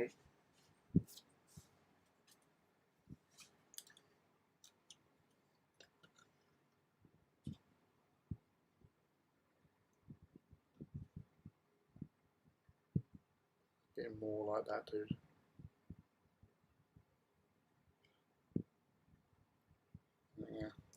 Yeah, that's all good. It's all come together slowly but surely.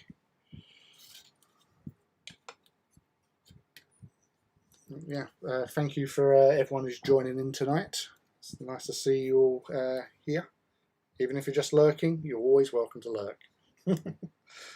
I've lurked many websites over the course of the years, just to you know, get ideas, see what's going on in the world, as you do.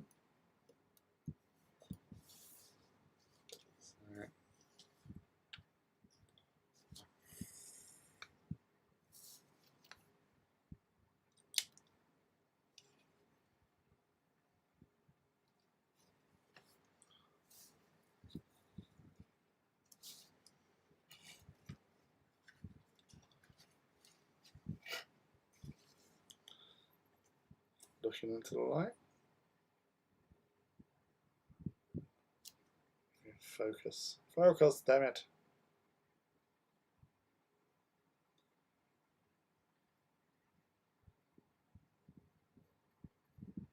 I'm going to have to do those studs. Yeah, you get a lot of studs on these Warbringers. So obviously when you've got the lighter colours as well, you want to have that sort of oily runoff on that. True, this is all the guys in Titan chat are making such incredible progress. Yeah, I say when you've got a target, like a couple of years ago when I was doing organising the last Tyrannus Owners Club muster, people were sort of really crashing through their nights to build up their numbers, so we can have a larger sort of turnout. And several people painted several Titans over the course of the sort of weeks leading up to it.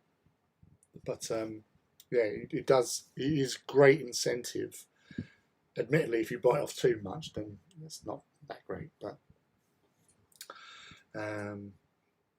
everyone prepping for the walk. Yeah, that has been the thing about being signed off with a broken ankle. Oh, dude, getting a lot of pain. Yeah. So you're looking at the bright side of things, aren't you? See, that's good. All that effort.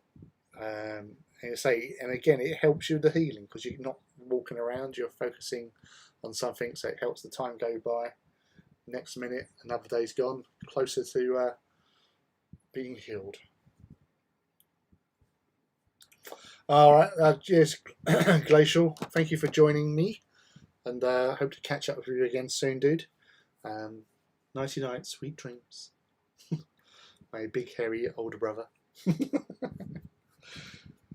So yeah, it's it would be nice, next year, hopefully year on year, things will get back to we'll be able to run these things like once a year, and obviously there's other walks we've got planned in the future. So there's the one in September, but it's only like a couple of weeks after the main walk, which is up Loughborough Way, I think.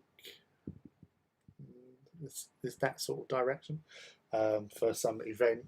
So they're only going to be there on the Saturday for the Titan walk. There's lots of other sort of things. I think Beachhead next year, February, down on the south coast. We've been invited to attend there as well, so that'll be pretty cool. But yeah.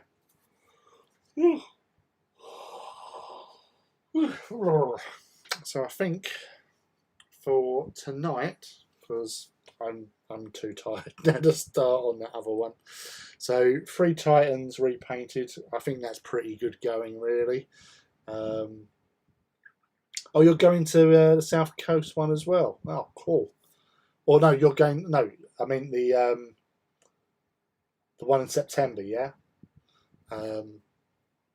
Yeah, I know there was quite a few people turning out for that, so that'll be good. Yes, that place, Earthling Borough, which is just down the road from you. Yeah, so if it's that close, why not? But yeah, so that's the thing is, with the Titan walks, August for me personally, because school holidays and that, and work, it's really hard for me to get time off. So it's if things were better and we had more availability for time off, then I might have been able to do that, but that would have been 3 Saturdays on the bounce, and that's not going to happen, unfortunately. So yeah, I'll have to forego that one. Is Earthling Borough near to Loughborough? I'm not sure, to be honest. It has the same last part, but yeah, it's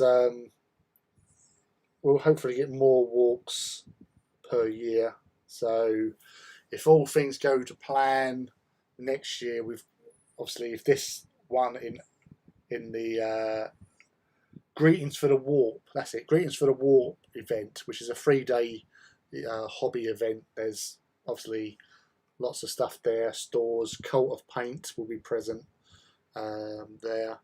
There'll be a Heresy Gaming on the Sunday from what I can remember, and a Titan walk on the Saturday amongst all the other sort of event attractions that they've got going on. So there's definitely something. If this goes well at this year's one, I'm sure we'll be invited again for next year's one, and hopefully we'll have like the walks spread out a bit more evenly throughout the year. So obviously we got the first one being Beachhead, then the main one, which will be June, July, and then the Greens for the Warp in September. So that's three nicely spaced out events for people for Walking of Titans. Well, that's the plan anyway. But yeah, it's nice to be invited to these places and to participate, because you know a lot of people don't often get to see 40k Titans in close proximity. Seeing a few dozen of them is quite amazing, especially like with the guys turning up there who are doing some excellent work with their Titans paint schemes. And it's just great to sort of, you know, have a chat with somebody who comes over asking you those questions about your models. Yeah, you'll have more by then, won't you, Rob? You reckon you'll have you? I don't want to tempt fate now. You reckon you'll have your Warlord ready for the September one? Because that's giving you an extra like 2 weeks to get it finished once it turns up. I know you weren't optimistic of getting it to go to the August walk, but yeah, September, extra couple of weeks, anything's possible. It's a shame I can't go. That would have been cool, but I'm happy to be attending the Saturday part of the walk in August anyway.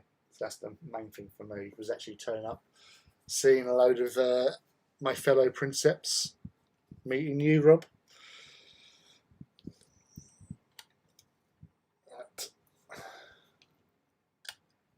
I think for me, that's going to be it for tonight. I think we've done quite well. Thank you for everyone who's been hanging out tonight and in the chat. It's actually been quite lively though. I actually feel like I'm getting a sore throat now. If I get the weapons and head done, I may have a chance.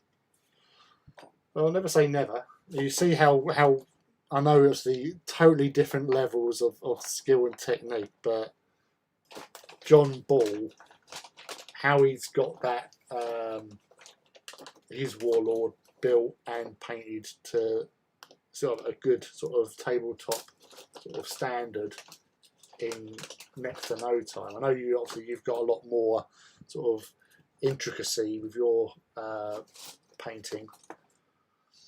Hey, G Steeler. Yeah, sorry. But I'll show you what has happened tonight, seeing as you've joined us before chipping off. Because I've always got time for you, G Steeler. You're normally here most weeks.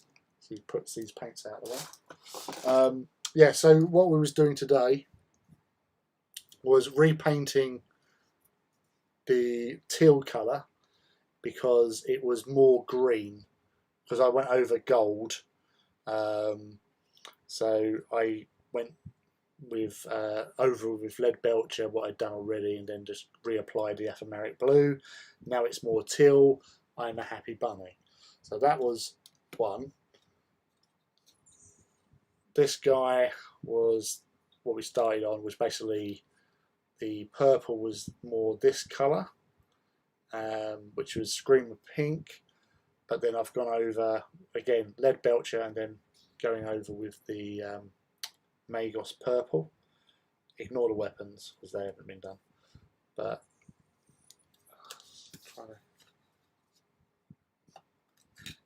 yeah, so you can see how different the colours are there. that was just not right for the artwork, because I tried to replicate the artwork as much as possible. That was just too pink, but that's nearer to the actual coloration. It's not perfect, but it's near to as damn it. Tilt shields I'm leaving because the tilt shields, sod it, look different. And that one as well got painted over. So again, lead Belcher and then a couple of coats of Magos purple, leaving the tilt shields. Yeah, so they're all tickety boo on these guys. I'll show this as well. So this was the scheme I was doing for my black shields. I'm not feeling doing black shields, so I was going to remove the pads, knee pads, shoulder pads and carapace, and then basically start afresh, and convert this into a like Legio Kratos Titan. Although it's really hard because I do like this, but it's just one Titan, and I don't know. I I might not do it now. I'm having second thoughts because yeah, it's so different. Just like it. And to be fair, this is the second version of the same one because I took the pads off of the first one, and obviously now redone it for this one. But it's just a contrast between that blue and that sort of bone. But yeah, I don't know. It looks yeah, because it's sort of like gore crow sort of colour, which was pretty cool. Anyway, yeah, so that's what we've been up to tonight, G Steeler. Yeah, John is a monster. I don't know how he does it that fast. Say like myself and Leiden both knocked out our warlords pretty quickly. I think mine was start to finish was a couple of weeks really, around Christmas. And that's I actually, when I did that like 2 years ago, I literally took a break from social media. I just came off and just ignored it and just got busy. You know, I think I needed it for my own sanity at the time as well. So I just came off of social media and just got on with painting.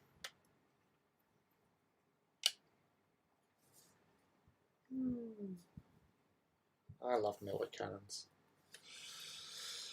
I do find that larger the model, the faster it goes. Yeah, and the thing is with the Warlord, it was like one of the first ones which had decent instructions for building the bloody thing. Like my Warhounds, when I first started doing them, it was like a couple of A4 pieces of paper, double-sided. That was like, ah, right, okay. Just get on with that. And yeah, that weren't fun. The same with the Reaver as well. But yeah, when the Warlord came out, we got decent instructions. So if you've got decent instructions, it makes it a hell of a lot easier to paint. Which is, you know, and that's what it's all about at the end of the day. Is being able to paint your models to the best of your ability. So that's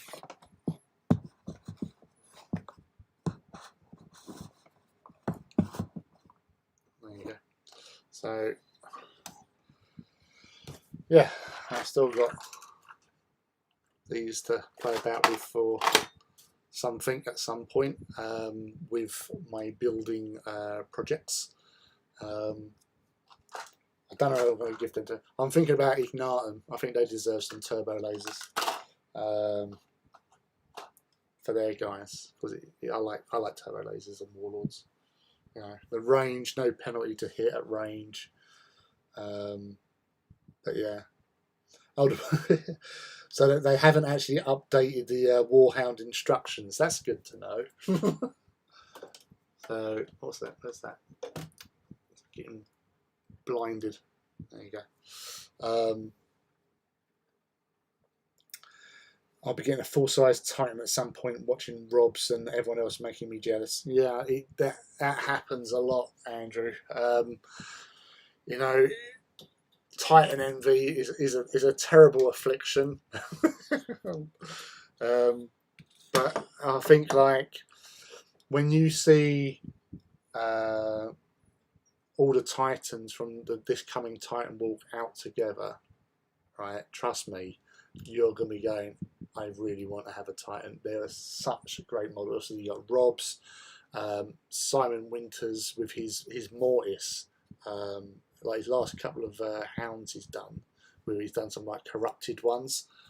Oh, he's really gone to town on them, and really does look fantastic.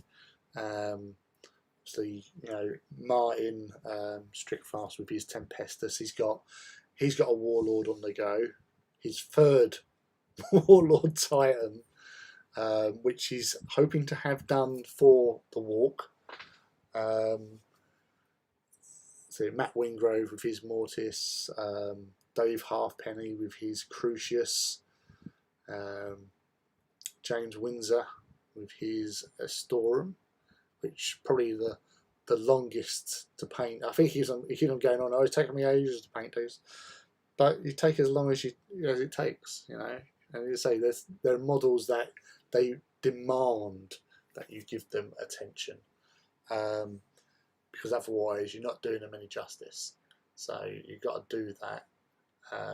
Otherwise, it's just, you know, you're throwing money away, and they're expensive models. Badly photocopied pages, yeah. Page 1 parts, page 2 finished model. Good luck. Yeah, especially when you haven't got all the angles on that as well. Hope to have my Warhound done this weekend. Good luck to you, G-Stealer. It is a good weekend for Titan building or Titan repainting, as we have found out this evening, with the 3 that we've done today.